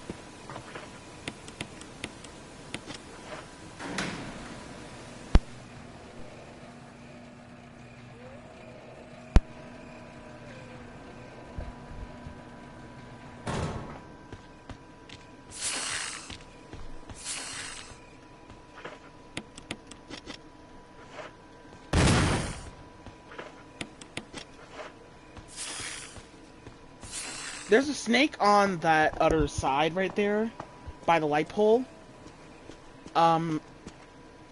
So dodging past that snake, is a little bit tough and a little risky. In the speedrun, you will have to dodge it. It's not too terribly hard to dodge it in the speedrun, but this right here does not acquire practice if you're not trying to get poisoned. But you have to be fast and careful with the auto aim, so Jill doesn't randomly aim at a different snake in order to get out of there.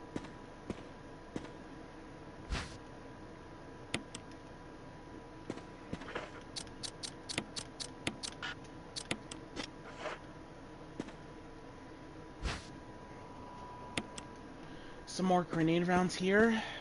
Pick them up.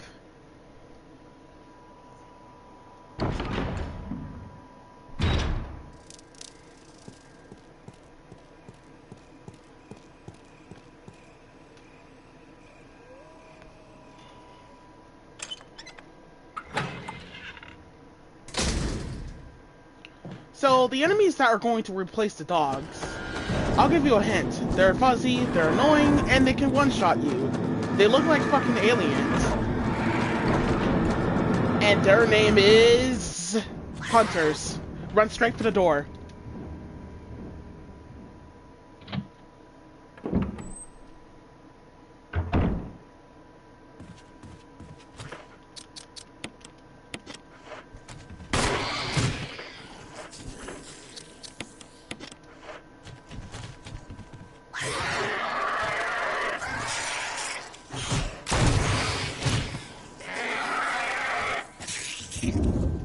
So, what I do here is I go ahead and use the minigun on that first hunter, and then just wait by the steps for, just angle myself at the steps, so when that other hunter jumps down, I'll just go ahead and kill him with the acid rounds.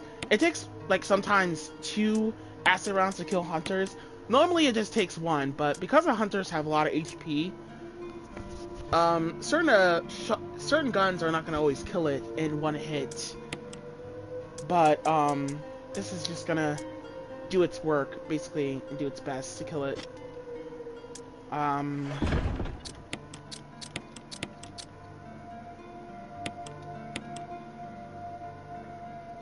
So, we're gonna grab the explosive rounds. And we're gonna leave.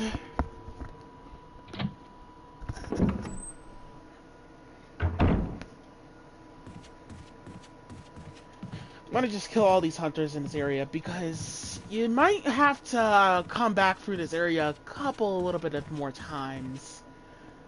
Just a little bit more times, actually, just because, like, you know, certain things might pop off where you have to backtrack and just might as well kill them.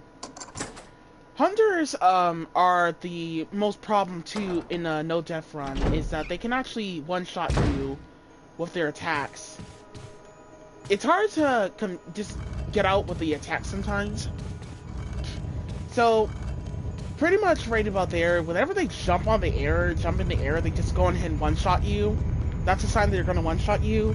And they have another attack where they make some type of weird sound where they're like, "Rah!" sound, basically, or another sound like, "Ray!" sound that they make. And hunters basically just make some weird, stupid sound.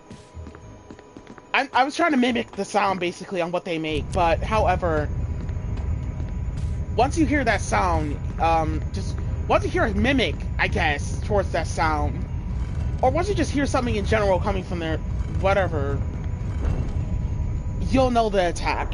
And they'll just use their right arm, I guess, they'll lift out their right arm and they'll just charge at you, leading them to decapitating you. It's pretty annoying and pretty ballsy maneuver with their attacks. We want to leave 3 inventory slots open, by the way, so hopefully you haven't been bringing too much stuff with you don't need.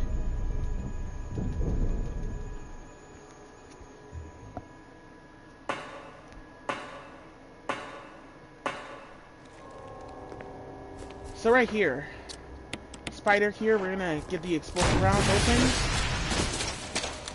so we can knock down that spider right there, but angle ourselves right there in that camera angle, so that Pacific camera angle, that spider won't be able to shower acid on us,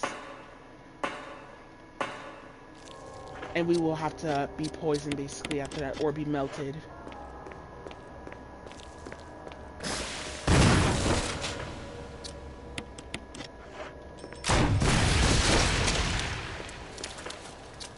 So what I do here is I use the shotgun to knock down that other spider, because he likes to dodge your attacks and stuff like that with the rocket launcher.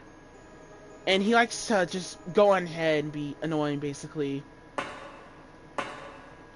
So just angle yourself on the side of the corner where you can get ready for that, get ready for him. Spiders are pretty sneaky. They like to, with their attacks, they like to wait for you to just pop up so they can just, like, you know, blast acid. They're very quick. It's pretty much a race against time for them to get you.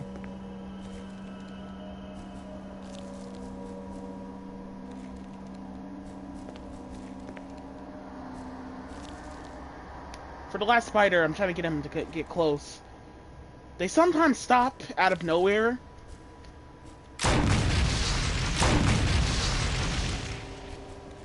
Of course, I messed up there, and for some weird reason, I was aiming at the wall.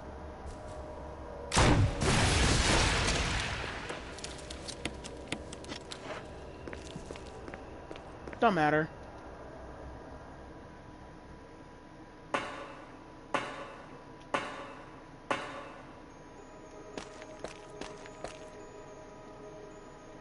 Explosive rounds are helpful for certain extents, but I only found them helpful for this part here. You could use these on enemies from preventing them from coming back as permanents if you like. But it's like one of those situations where you don't need to, you don't have to.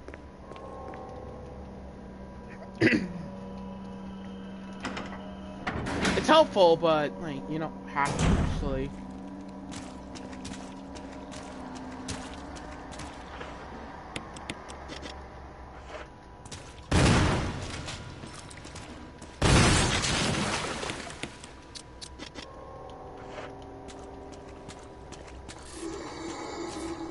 Really, you should use the defense on that guy, but fuck it. Screw it. So, for this zombie here, pay attention to his arms when he lowers his arms down.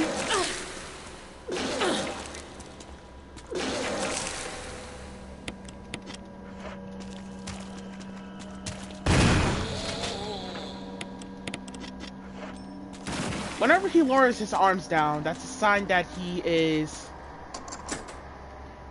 basically trying to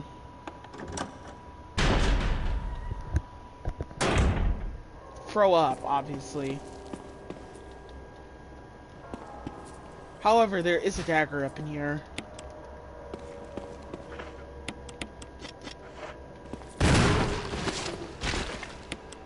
Once again, you should just use a defense item on that guy, but However, it's pretty, just screw it, Lolo. But however, I don't know how that guy just randomly froze up. It's just like whenever they lowered their arms down, they just get ready to throw up randomly. I guess there was just some random step they were standing on to the geometry, basically. It's pretty weird.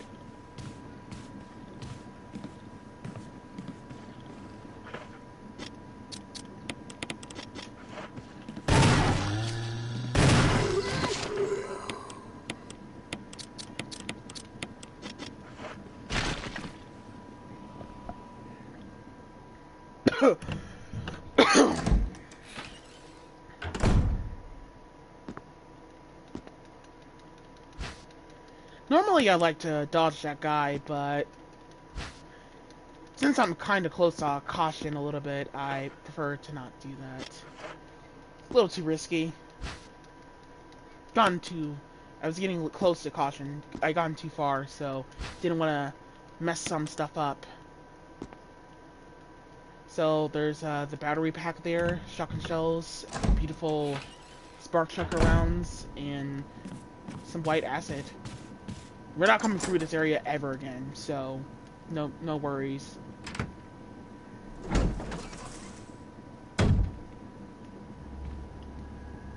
So as you can see, we're back in the murder hall. So definitely another reason why we're not going through that area ever again. So in general, as long as you take the right path on Mansion 2, you won't ever have to worry about any little things or just distractions in general of your run, basically. Of problems just randomly happening.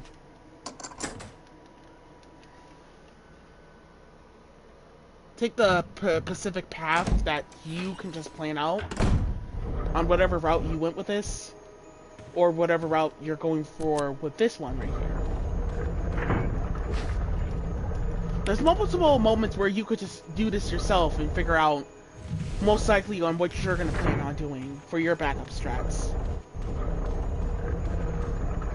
Because it's not too terribly hard for certain things to just worry about on Mansion 2. The only thing you need to worry about on Mansion 2 is not get one-shotted by a hunter. So the puzzle here, pay attention to the sound of when they make that corhink sound, basically. Whenever they make that sound, that's a sign that they're locked on towards you.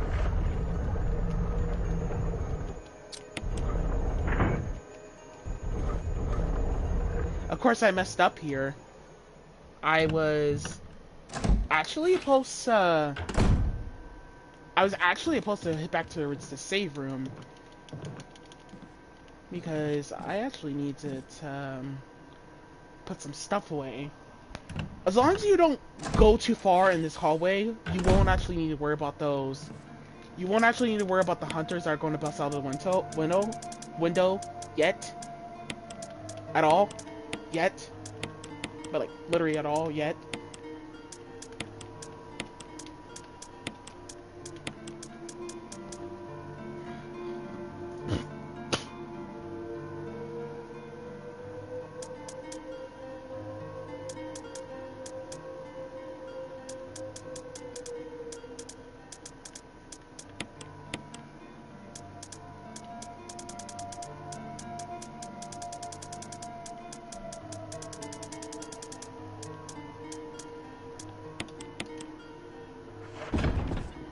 To be careful on what I was thinking about bringing with me.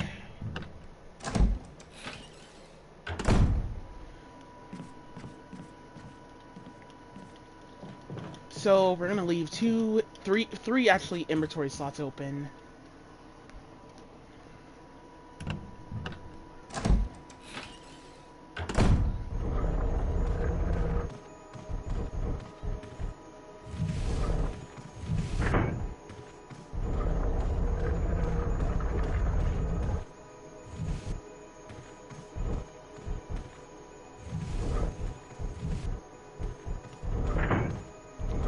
So, just pay attention to the sound when they make that corhink sound. So, I'm gonna shut up and let you listen to the sound, basically. Listen closely.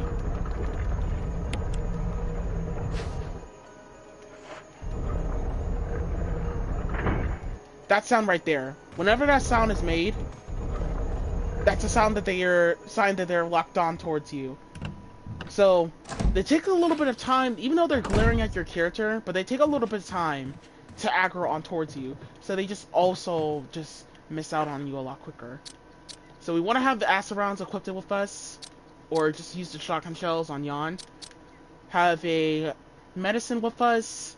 Have the jewels with us. Leave one inventory slot open, and just pretty much right here, head straight for the door. After we get done with that, we're pretty much ready to go.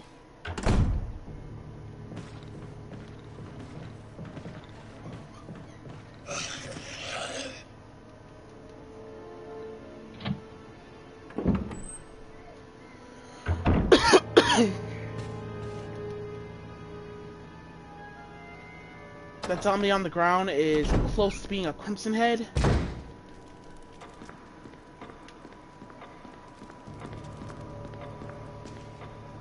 Then again, if he is rising and he's charging towards you,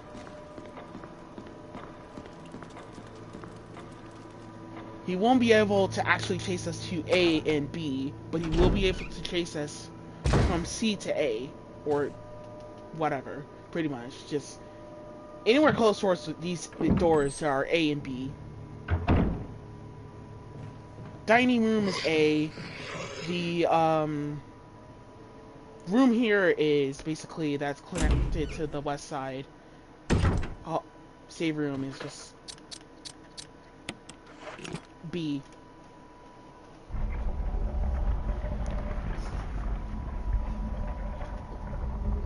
So we're gonna put the blue jewel in here to pick up the beautiful box of shotgun shells.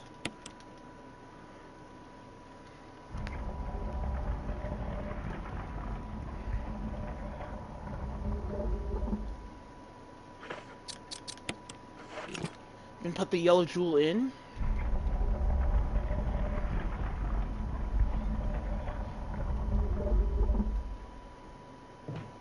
Then pick up the demo tape, or the mold tape, whatever you call it.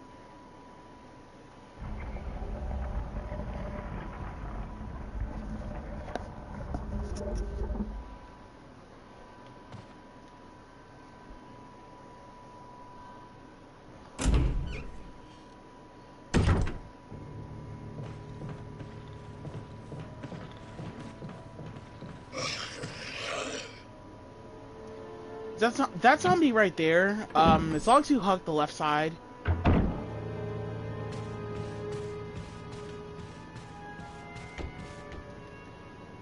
he is always going to be able to just always miss you, basically.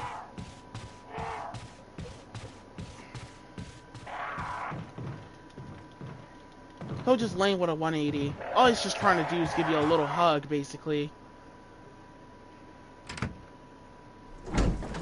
A hug so he can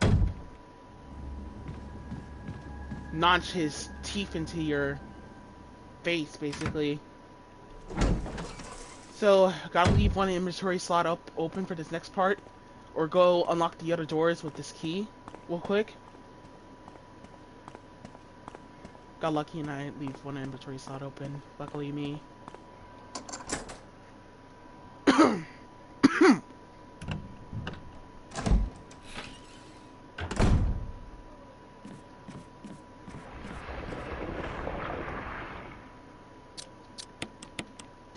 So we're gonna equip the acid rounds. So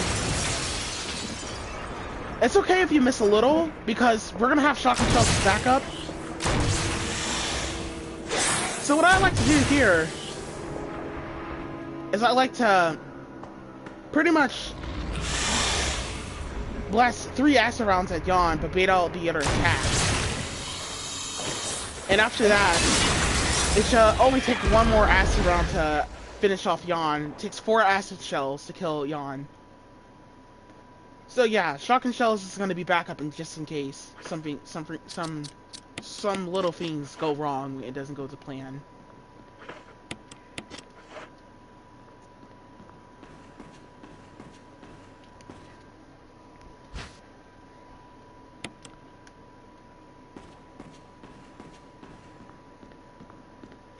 Yon can only die if she's on the floor here.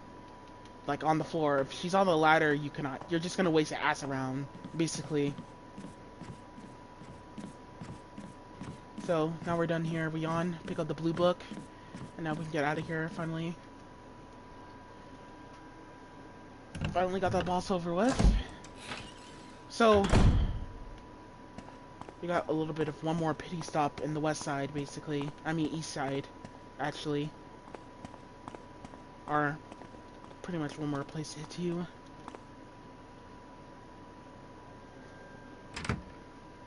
Safely.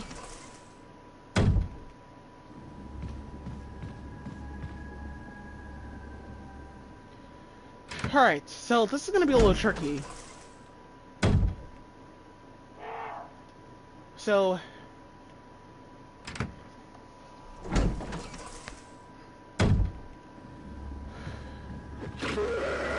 just hightail straight for the door.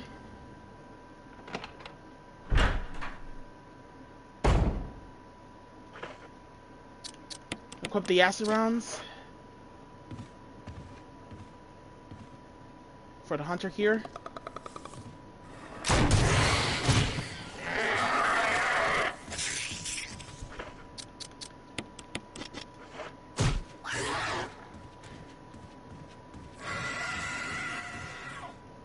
As you can hear, that was the sound, basically, of that hunter screaming, and that's the attack right there.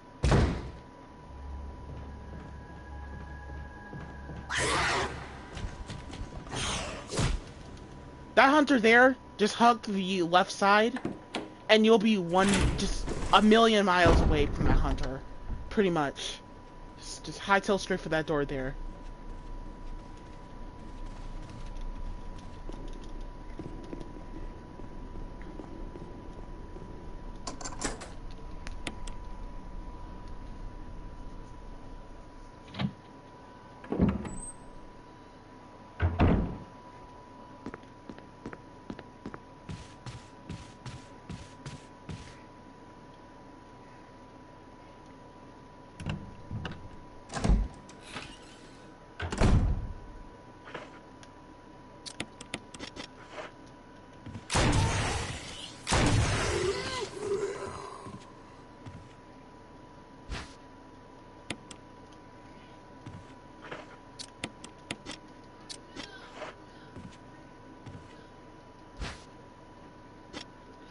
So,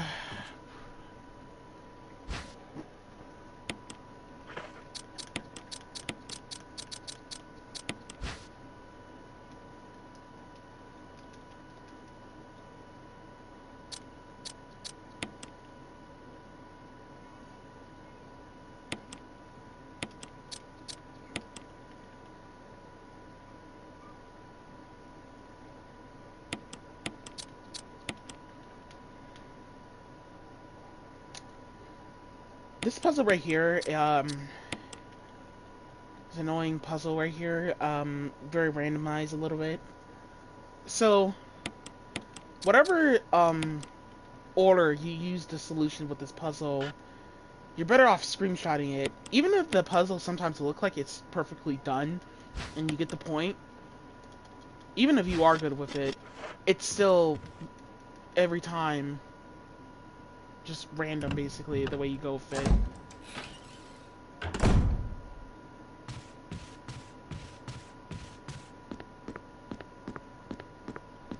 You know, I don't even know what happened right there to my TV. It just, somebody just wiggled for something. Just, I don't know, like, there was like wiggling going on, basically, there. I wonder what that was. Unless it was just me, basically.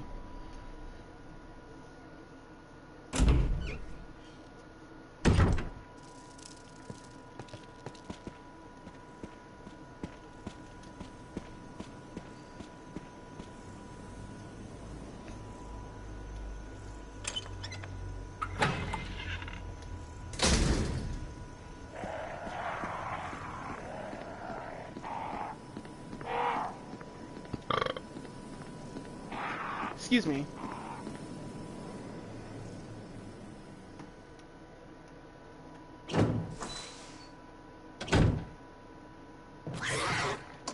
This hunter here hit from the painting gallery room to this room. Just hightail straight for that door there, quickly as possible.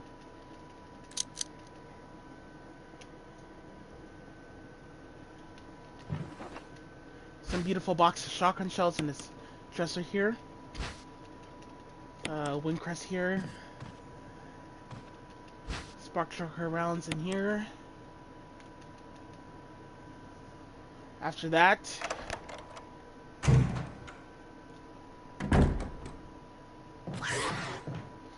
just hightail straight for this door too. Then we can head back towards the east side safe room. Safely as possible.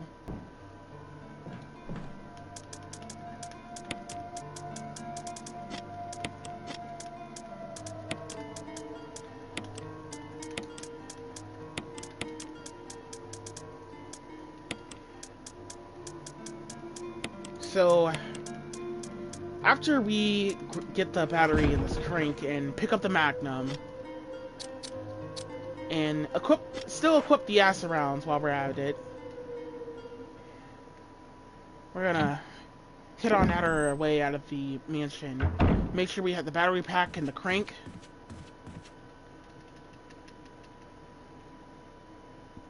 So we're never going to that save room ever again.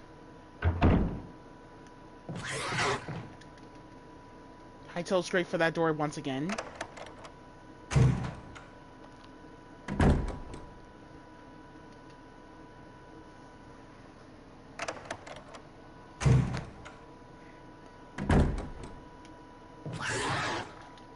Then hightail straight for the painting gallery room.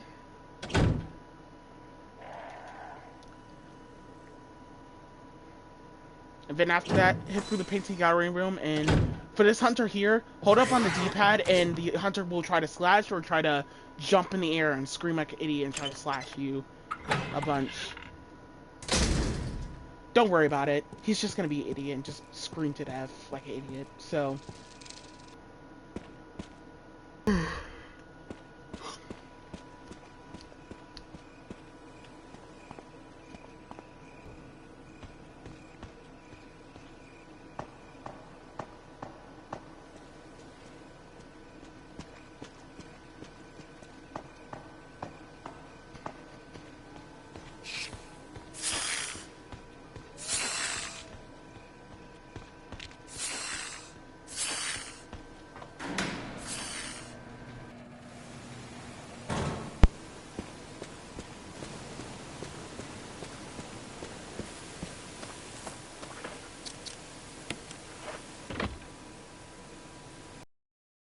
So, put the battery up in there.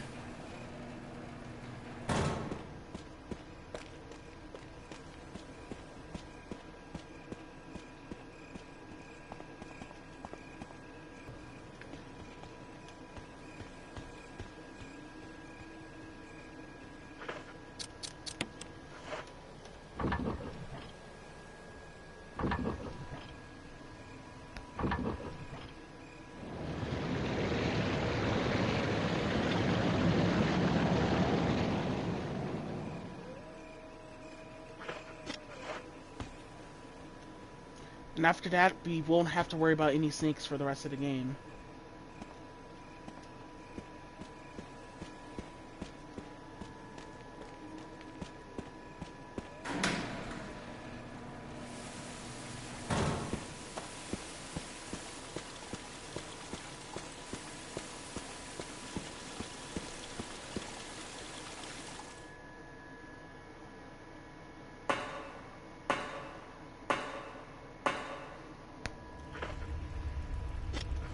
No need to visit the item box now.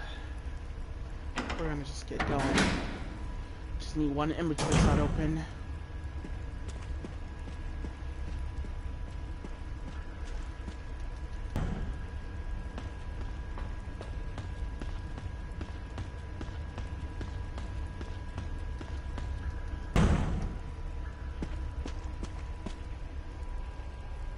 Is that you, Jill? Is that voice Enrico's? Yeah? You're alive! Stop! Are you with anybody, Jill? No, but why? The stars are finished. Someone is a traitor. Umbrella set us up. Enrico!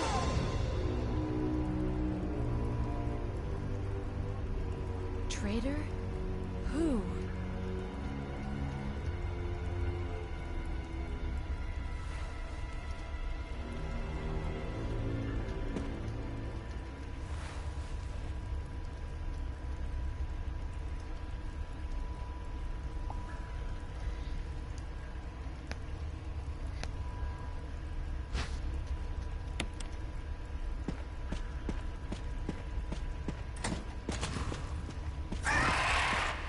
Pick up the crank and push around this hunter right over here.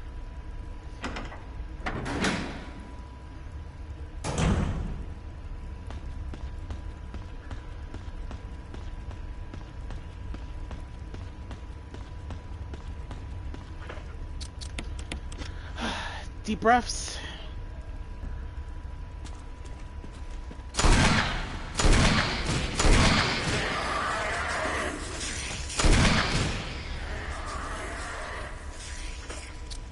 So,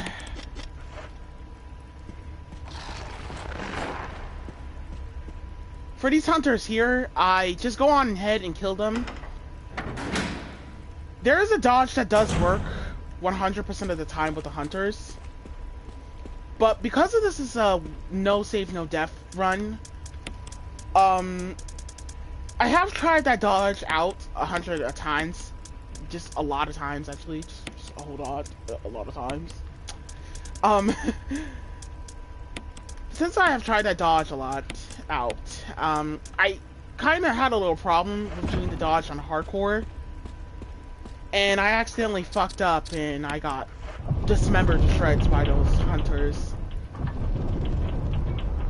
So we're gonna pretty much, I'm just gonna go ahead and kill them.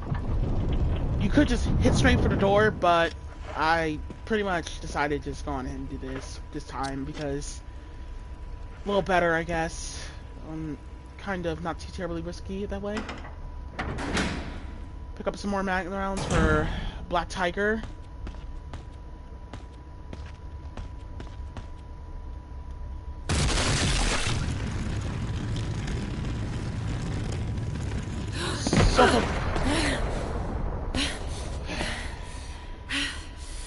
So, for Black Tiger, we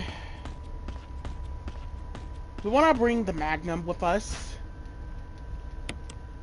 and also pick up those shotgun shells.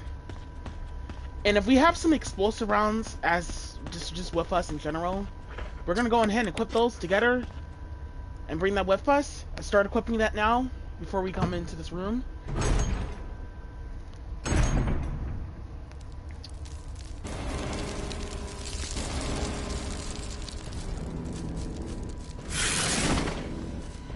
So for Black Tiger,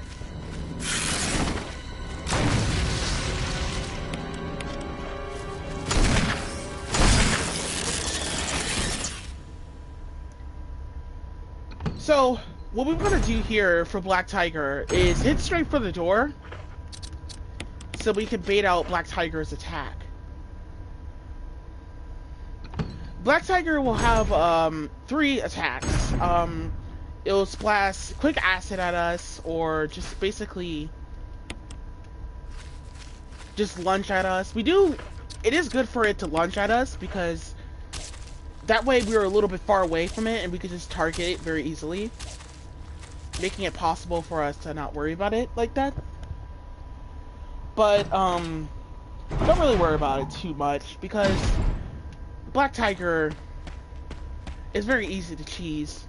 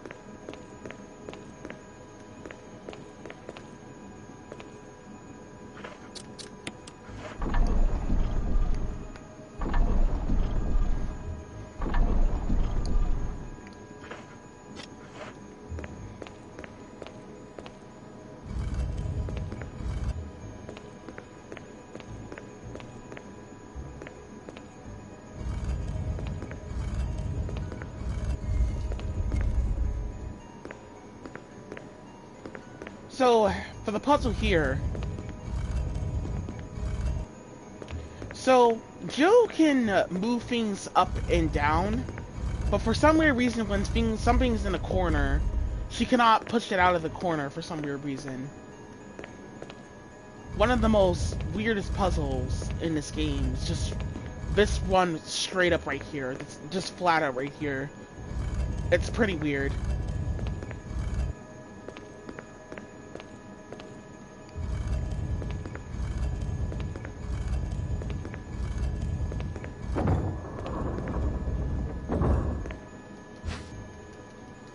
Anywho, pick that up, now we can leave.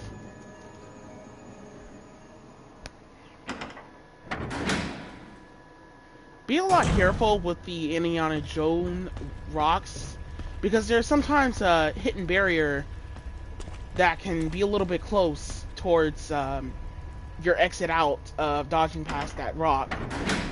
Because sometimes, you know, they could just simply simply be a pain in the ass, basically, with the barriers. Just a random stupid barrier that just popped out of nowhere. I have no idea just where it just randomly came from.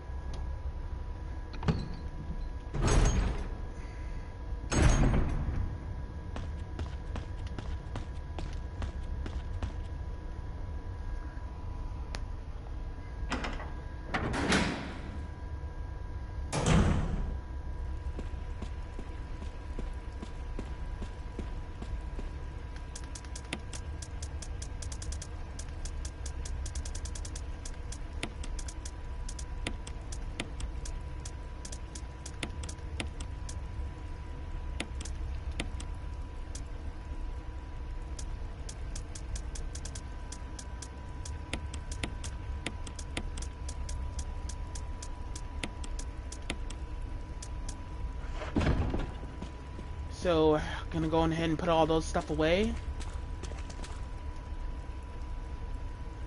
And just pick up all those stuff.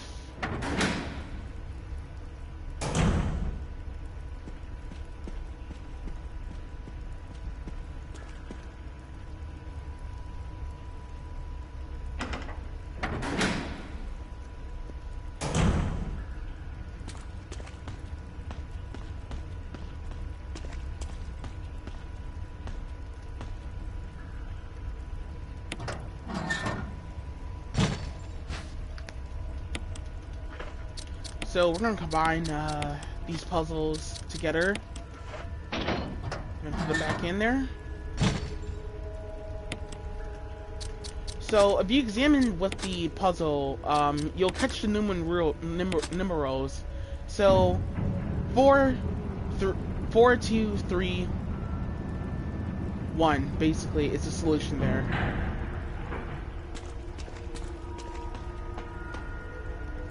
And after that, cue cutscene. Jill! Barry? Thank God you're safe. You too, Jill. A noise I heard brought me down here, but I didn't expect to find a place like this. Have any idea as to what might be at the bottom? There's only one way to find out.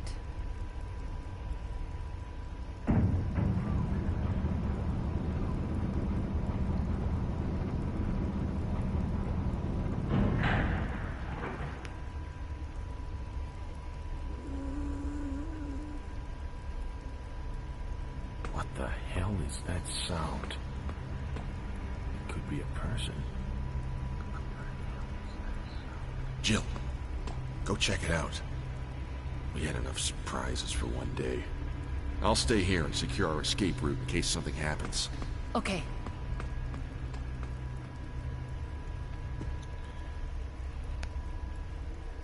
So,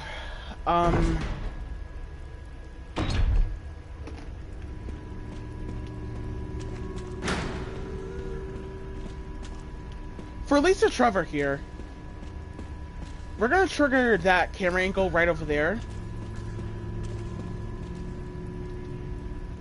So Lisa can teleport in certain rooms certain parts of the rooms once you trigger a camera angle. Your first camera angle, if you trigger it, will basically be the camera angle where Lisa will teleport at. So you gotta choose wisely on the camera angles you're going to just basically just make wave and make happen, basically.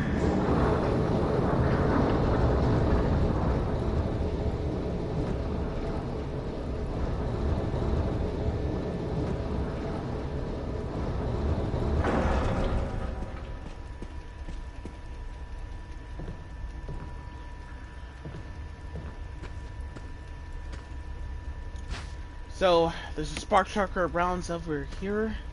Some magnum rounds over here too. Gonna pick them up.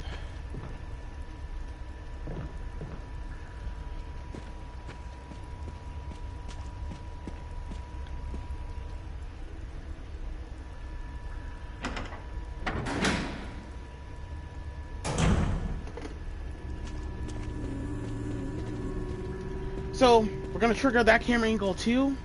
Trigger that angle first, so she doesn't just, you know, bump into our way and try to hit us on the way out. Try to stay away from the other side of the stairs, or else she's gonna...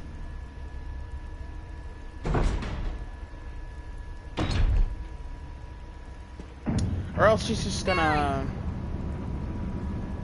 basically hit us. So now that Barry left us, we're pretty much on our own for the rest of the session here. Put those magnum rounds away. Yeah, should put them away.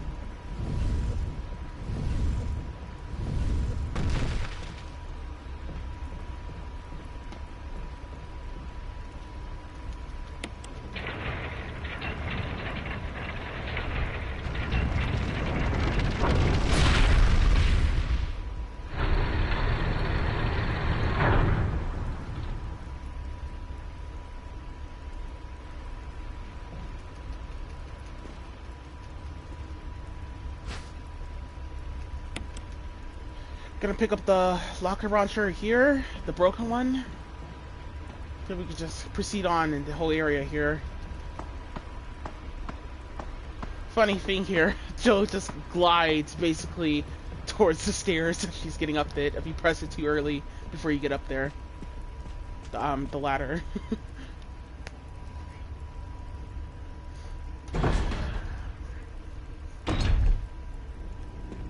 So, back to Lisa.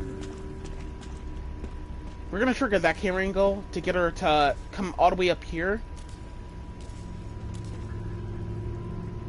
Try to lure her a little bit close over here. Get her to just come. Sometimes Lisa will randomly stop out of nowhere. She's basically trying to bait you into... try to get you to... go back looking for her, basically. She has a lot of bullshit moves, so be a lot careful on the way you proceed with them.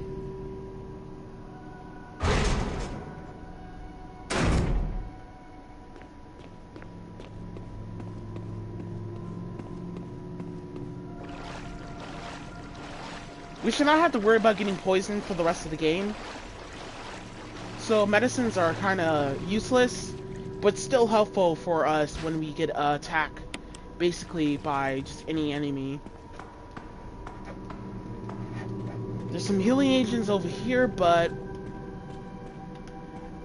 I actually can beat the game without needing to pick them up, actually. Because I have plenty of healing agents. What am I going to need that for? Just in case, I guess, but not really. at all.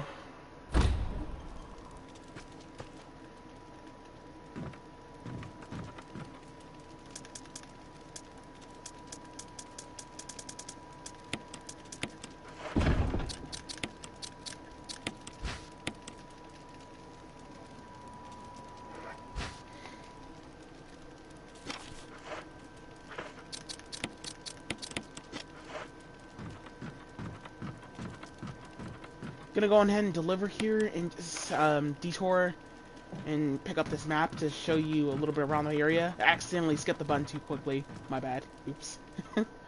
Whoops.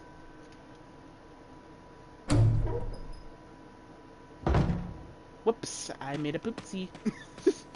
Alright, so pretty much we gotta leave one inventory slot open, basically.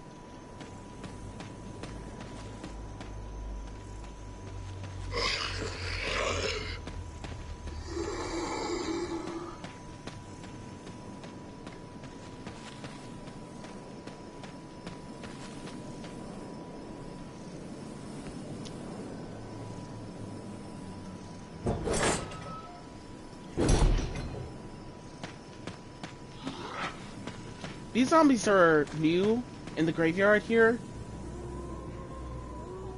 Just hold up on the D-pad to dodge past them. Even on hardcore, they're pretty much there. And one of them are going to be near the gate. You can still just hold up on the D-pad. The developers really thought that doing that was going to actually stop you from just dodging past that just zombie in the graveyard. Those guys are just new, basically. They come back from... Once you, like, give it from the dungeon, basically, the WB area, they're basically just there. Coming back through that area. Otherwise...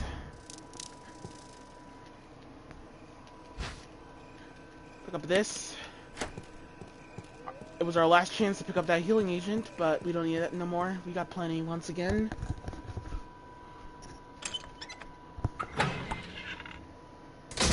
I mean, unless you deem it necessary to pick it up, but once again, I don't really need to. I could have picked that up earlier, but really, I don't know, maybe it's not really worth picking it up.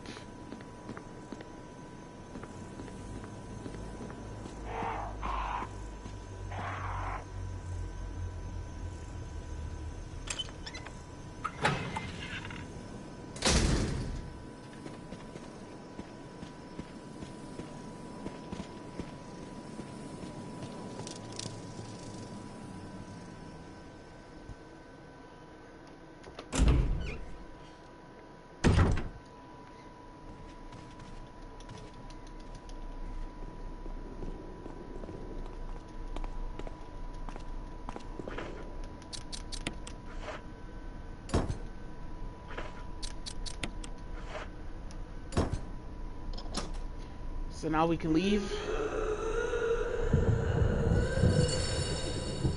Head to the last part of the area of the game.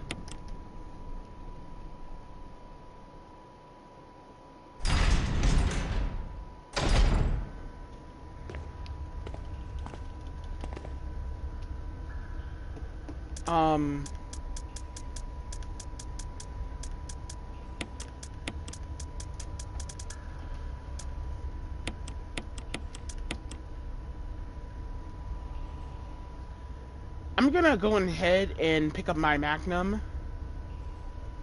Just go on ahead and take that with me for this next part coming up. Because this part is gonna be a lot risky. I'm just gonna go ahead and take Lisa out of the equation. Because this part is gonna be a lot risky with this boss, actually.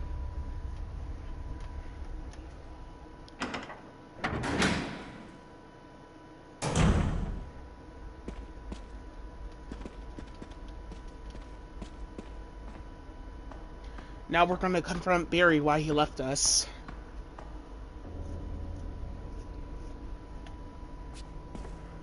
Jill, you're alive. I was worried, because I thought you were... Start talking. Calm down, I didn't want to do it. Believe me, I can explain. Don't lie to me!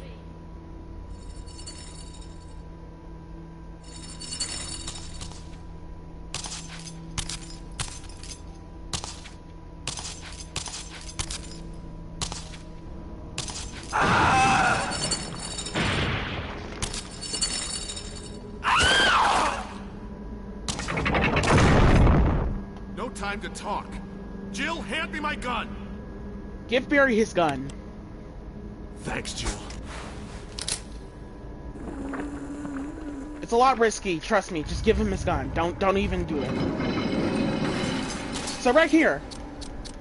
Lisa jumped through. Now we're going to push her off the cliff here.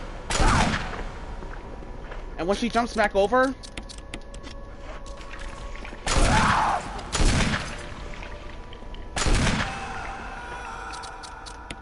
drop her all the way back down where she deserves. Just do it. Trust me. Because the reason why we just want to just drop Lisa down is because she goes near Barry too much, and she sometimes just... One minute she's after you, then the next minute she's after Barry. She's after, really, Barry in general, and she just wants to attack him. And if she hits Barry, then he's gonna fall off, basically. I don't believe that thing's really dead. Leave this place up to me. Go on ahead. Okay. Hey Lisa, how does the floor feel down there? Alright, anywho. So, pretty much here, if she just hits Barry, then that's the end of the run, actually, so...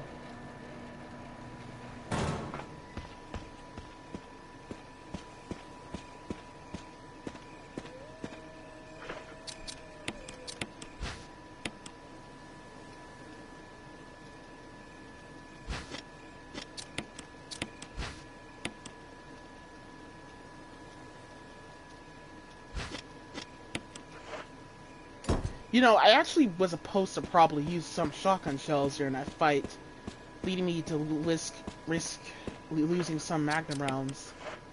Oops. Well, it's okay.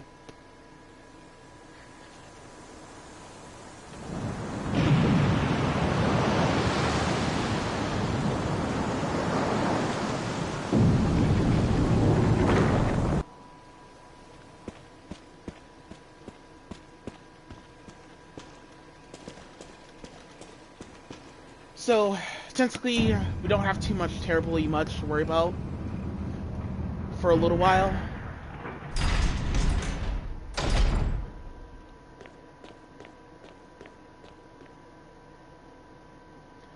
I had too many terribly resets because of Lisa, because of that boss, so I just went on ahead and fuck her over.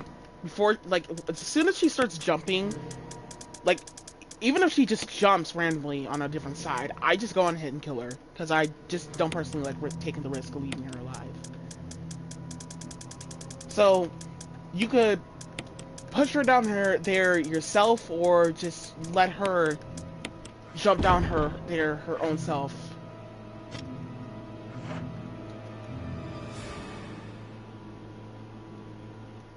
But the window of trying to get that to happen, of you not wasting ammo, it's next to bullshit. Because she just likes to run near Barry almost all the goddamn time. It's pretty annoying. So we're gonna take our lighter.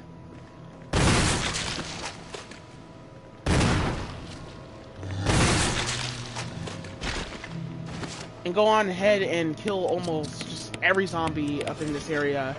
And use our cream to just burn them.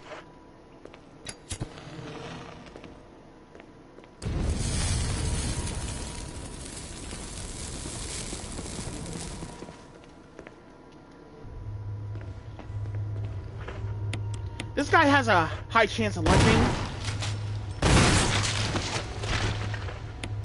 So be careful trying to decapitate him.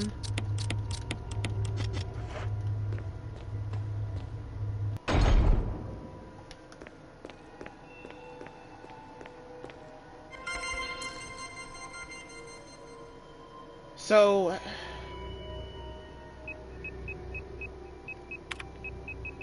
the solution to this is...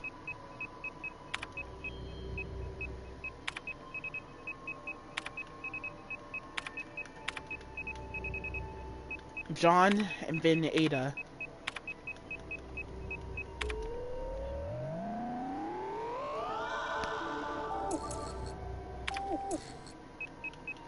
Then the other password is call. So if you're playing this on New Game Plus or Survivor mode, there will be a little Easter egg, basically. So I'm gonna type in mode from the original password on the computer in the original. MOLE.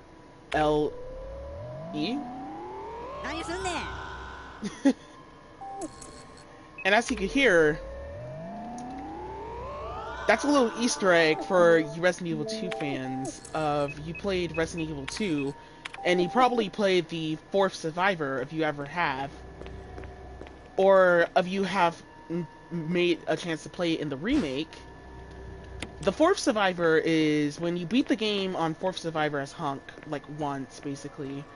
You'll unlock the other Survivor mode, which is actually not a Survivor mode, but actually a mini-game mode, where you'll unlock a mode called Tofu. It's a very funny, just a very funny, like suck a beam or cheese, white cheese or something, running around screaming as he's cursing every time you get hit. It's pretty funny. Very awesome DLC. Another Easter egg of the Ada last password, basically, there. Shouldn't have to visit the item box for a little while, basically, until we get to the next save room. So, 8, 6... Of course I messed up there. 8, 4, 6, 2. I was talking too much.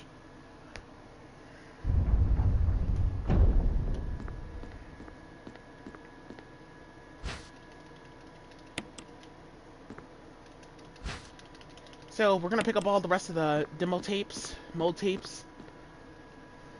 The first one is in the mansion, but all of them are just in the science lab. Just go ahead and just kill all these guys and burn them. Because they just come back as Crimson Heads, and we don't want that.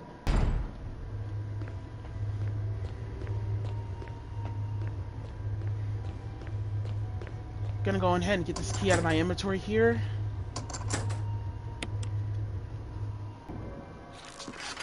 Pick up these shotgun shells over here on the side here.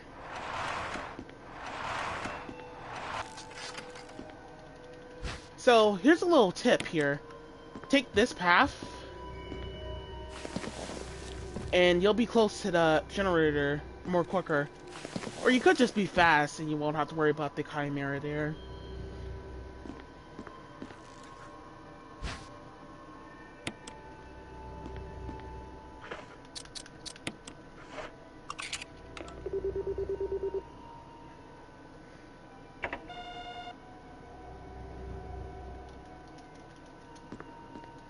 So, upon changing this camera angle here, we can trigger the Chimera from coming out from that entry, giving us enough time to just go through here, basically. He jumped out anyway, but hey. Just showing it. Let's bait him out.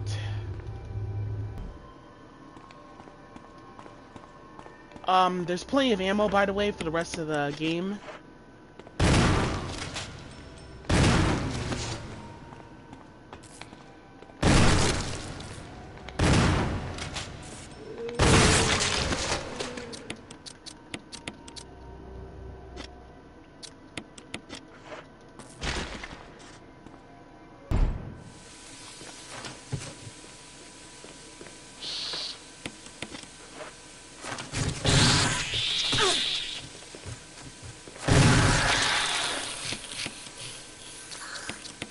Of course, I messed up there, getting a little too close to that Chimera there.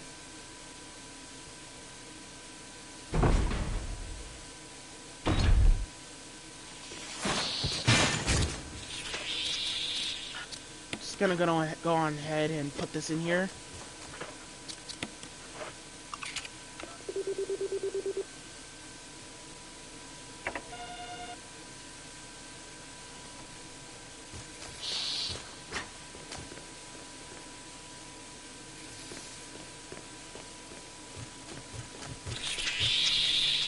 So, before I proceed on in that room there, I'm gonna go on ahead and head back to the save room real quick.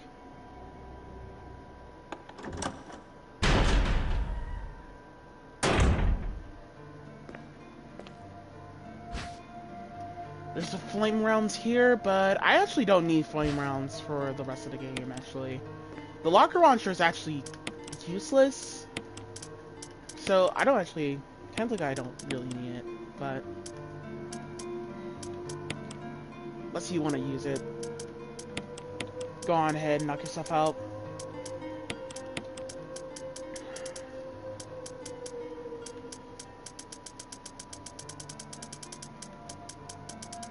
Trying to see if I had any leftover Magnum rounds, but I actually did not. Not one bit at all. So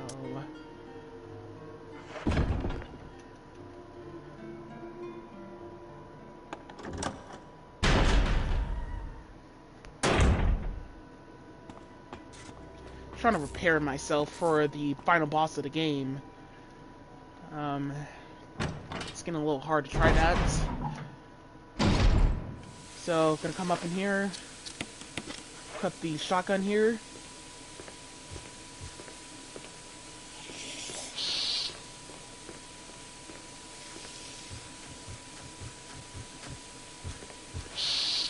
That Chimera there likes to go into turbo mode and put its head on the ground all the time. I'm trying to get it to not put its head on the ground so I can just kill it, but whenever it does that, I always end up missing.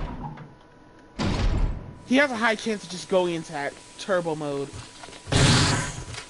As you can just see there, he just goes into that mode, just regardless. Whether you equip your shotgun or not, basically. If he grabs you, go ahead and use a spark sharker.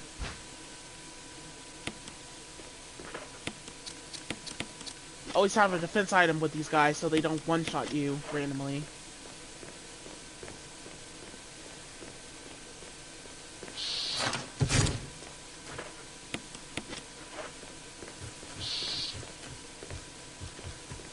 Of course, this guy went into full speed turbo mode. Wrong time, but trying to figure out where this guy is, but of course I messed up there, basically trying to track this guy. But anywho, we pick up the nitroglycid and then we can get out of here.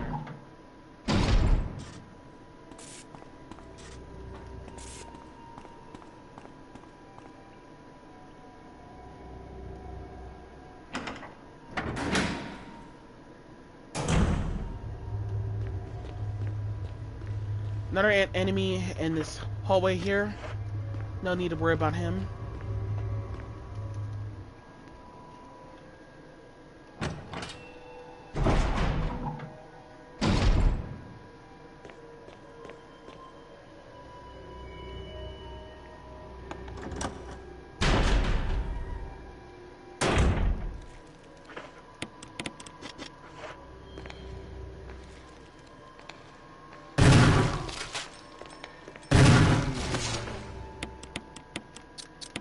So, naked zombies do not come back as Crimson Heads, so don't really worry about it.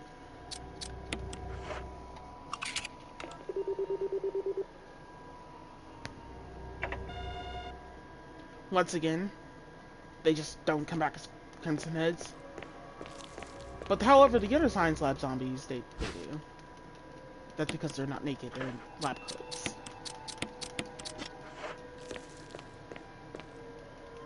Alright, so after we kill that guy and our path is clear, we're gonna go ahead and put that nitroglycerin in here.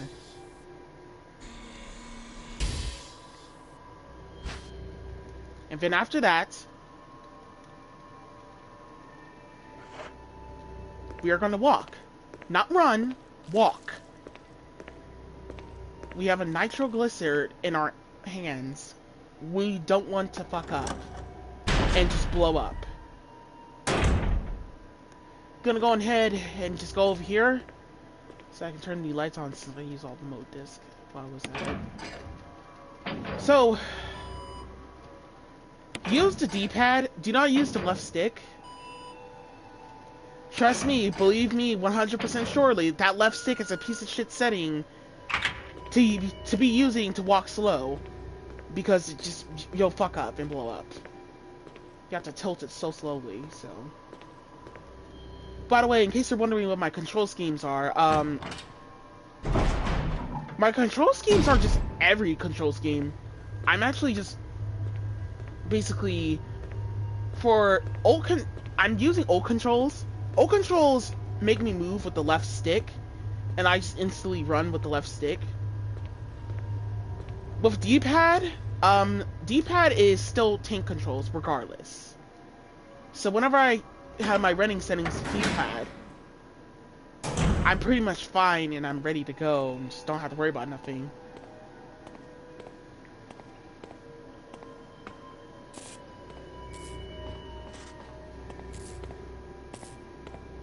So we're just gonna walk the whole way, all the way over here.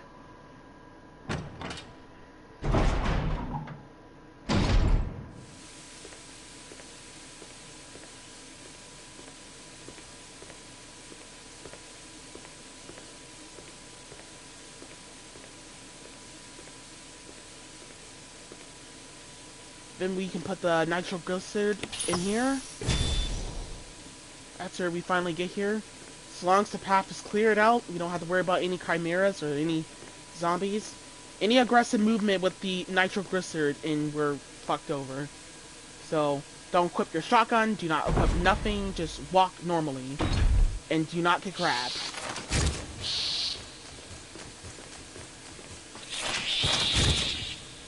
So after that, we could just simply run up in here.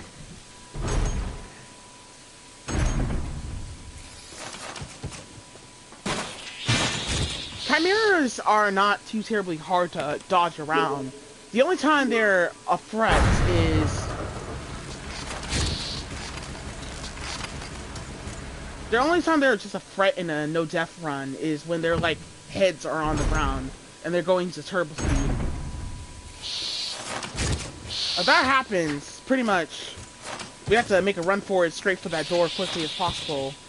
Or aim down and shoot them at the right time before the hitbox just turns on. It's pretty risky. It's not very worth it. What's some Magnum rounds that hopefully I pick them up sooner or later.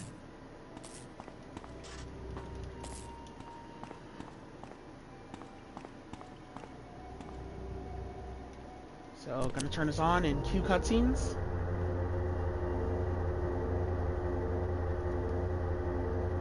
Jill!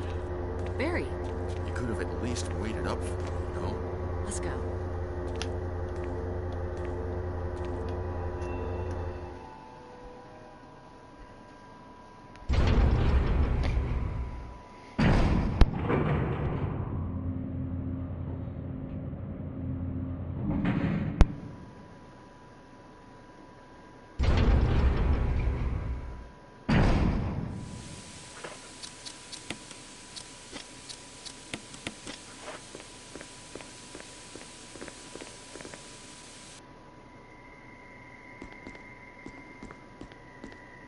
Wesker! Thank you, Barry. Well, what do you know? Oh, don't blame Barry for everything. I hear that his better half and 2 lovely daughters will be in danger if he doesn't do everything I tell him to. Wesker, you're pathetic. Well, you shouldn't worry too much, dear. You'll be free of all this anyway. Why eliminate stars? Believe it or not, that's Umbrella's intention. You're just a slave of Umbrella. Smart girl. But I think you misunderstand me. The things you mention are nothing. I'll burn all of them along with this entire laboratory. Barry, go up on the ground and wait there.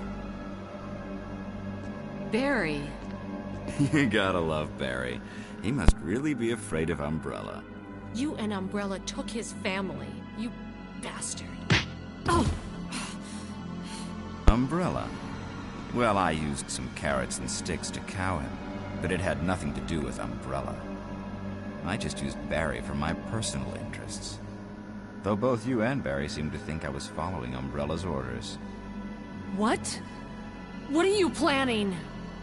I guess it's time for show and tell.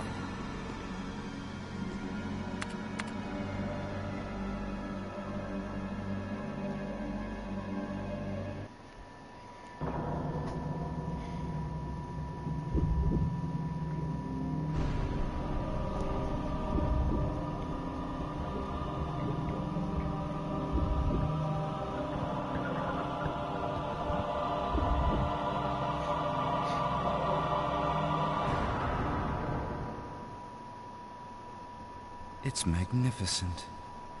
For the sake of this thing. You know, I hate goodbyes.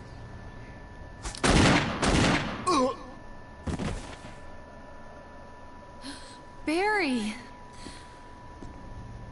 Forgive me. No, you're not to blame. It's Umbrella and Wesker. Even if it meant my family, I couldn't bear turning my back on my friends again. Shit!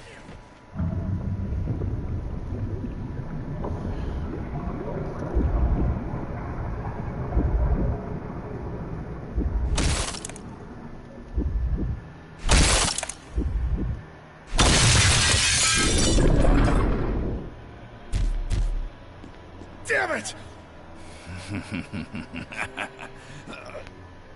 Jill and Barry together. In hell. You want a piece of me? What? Premature. Yeah, Barry. Just run up to him. Let's see what happens. No, Barry! You viral cultured freak. So we'll start first by running all the way over here, so he doesn't just hit us as soon as we start blasting around. So we're gonna blast like about 3 or 2 rounds, and we're gonna finish him off with a shotgun.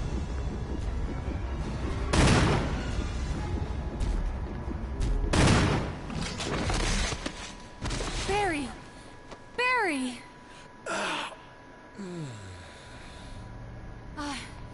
You're okay. Jill, sorry. That was careless of me. Wesker. He's gone. First, let's just get out of here.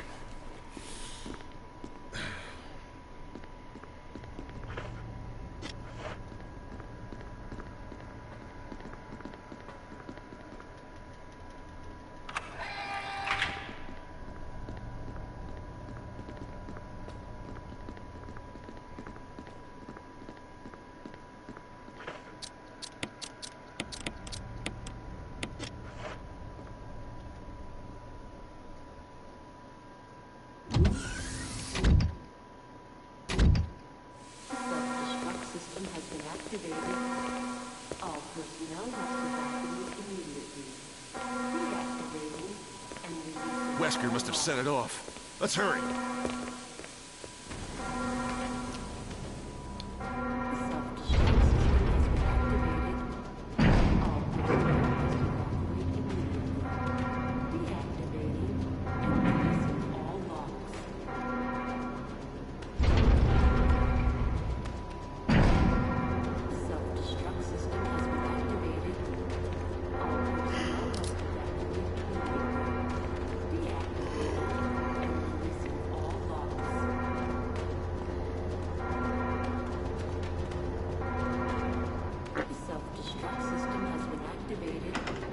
So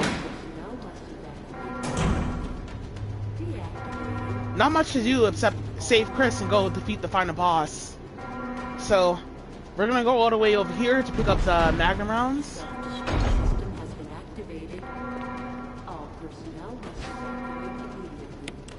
Deactivating and releasing all logs. Magnum rounds that I did not pick up earlier. Finally picked them up. System has been activated. As long as you take this line, the chimeras won't be able to reach you. Hell, they won't even pop out. So after that, we're gonna go save Chris. As long as you use the memo disc, the mode discus, and you've been paying attention to this whole part here, you'll be able to save Chris. Also Barry. Anywho. Self-destruct system has been activated. All personnel must evacuate immediately. Deactivating and releasing all logs. Jill! Chris, you're okay. Glad to see you are too. Anything on Wesker? We'll talk later. First, let's get going. All personnel must evacuate immediately. Deactivating and releasing all logs.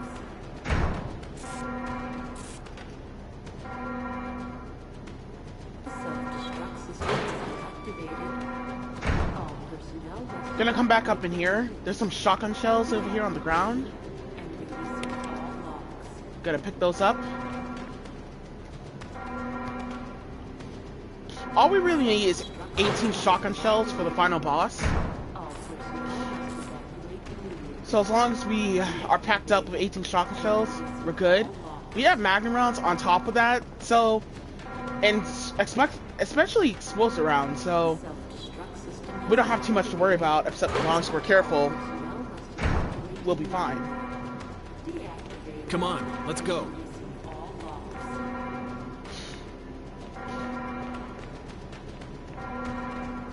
The self-destruct system has been activated. All personnel must evacuate immediately. Deactivating and releasing Get straight for the all door. logs. Straight up for the door. I don't know what's going on. Somehow, Self-destruct system has been activated. the audio, not the audio, but my game looks like it's lagging a little bit. I don't know why it's doing that for some weird reason. It's a little weird. I don't know, I guess I false up with a weird vision glitching, I guess. Anywho. Deactivating and releasing all logs.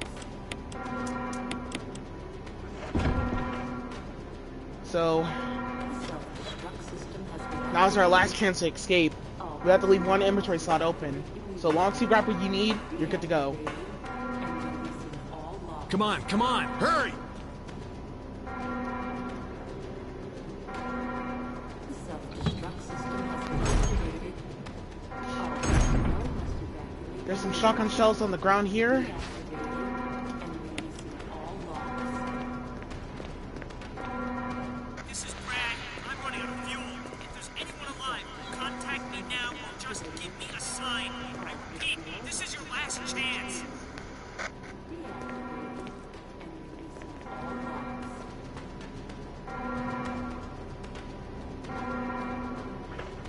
The self-destruct system has been activated. All personnel must evacuate immediately. Deactivating and releasing. So we equip the Magnum here, and cue cutscene. 3 minutes to detonation. Damn it! We're almost there! Jill, you just get in contact with Brad. No! We can make it. Jill, ladies first. Chris! Would you let me have my moments too? All right. We'll rendezvous at the heliport.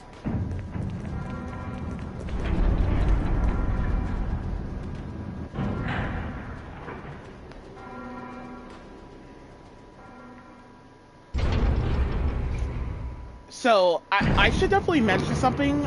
I did not have too much practice for this fight.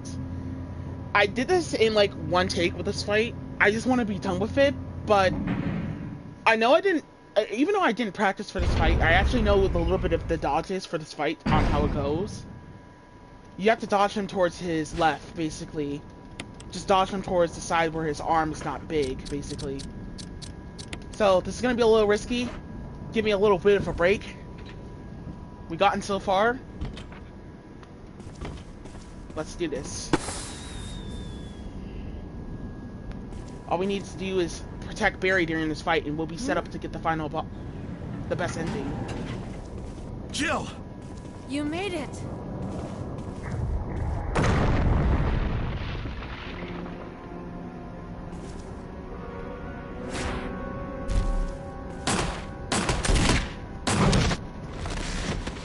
Chris, take one for the team, it looks like there. Oh no, Barry's in trouble. So, 2 magnum rounds will get him to lunge at us. So, gonna go on head. Get ready for him to lunge. Count down every shot, because if the timer is close to you, if you don't count down your shots, then you might risk it and fuck up.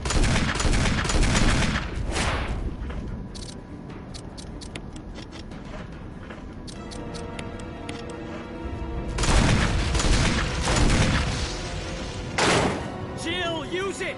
Kill it, whatever it is!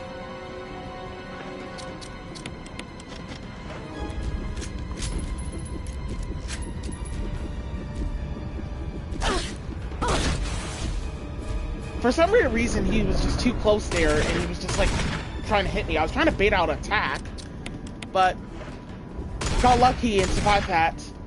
Now we're gonna pick up the locker launcher. Sometimes the camera angle will fuck you over during this fight, but however, it takes 2 rockets.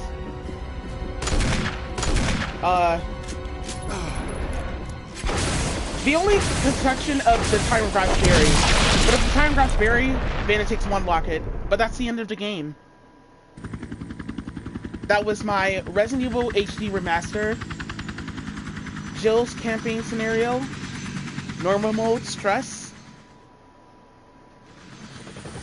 100% no save, no death. So all my colleagues did not take a death in this run, as you can obviously see. I know it seemed like Richard took a death, but that was because the game forced it. The game forces deaths in this game, like Enrico as well. I can't do too much about that. So Jill stays alive, Chris stays alive, Barry stays alive. And even his buddy system stays alive. And that's about it.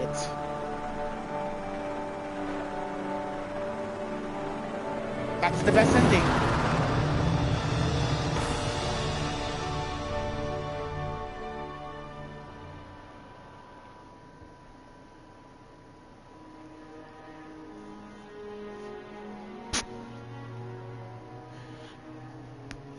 So that's about it. If you enjoyed this video, give this video a big fat like, hit that notification buttons, and try to like, comment, and share, subscribe. Tell me what you think. You enjoy? Thanks. This was very fun. I actually enjoyed this. Yeah. Thank you for tuning in, and thank you for stopping by and enjoying the walkthrough.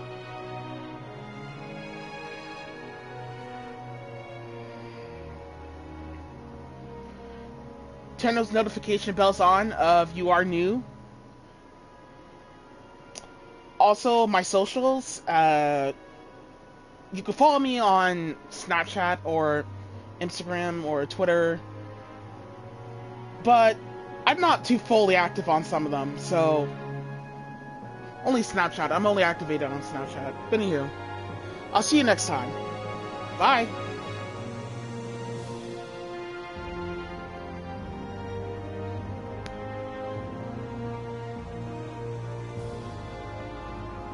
I'll link it in the comment section below.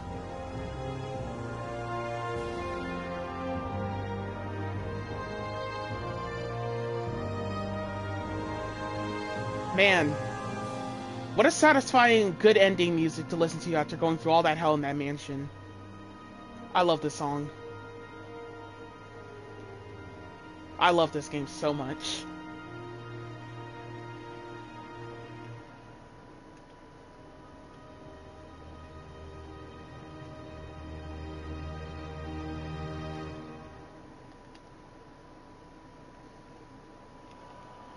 Jill, you did a fine job.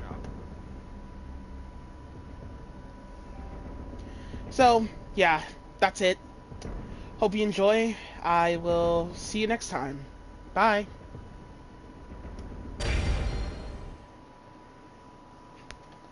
No, seriously, I'll see you next time.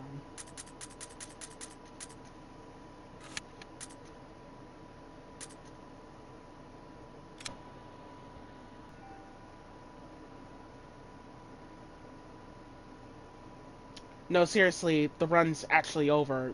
That's really actually about it. You can leave now. Actually, no, seriously, I have school in the morning.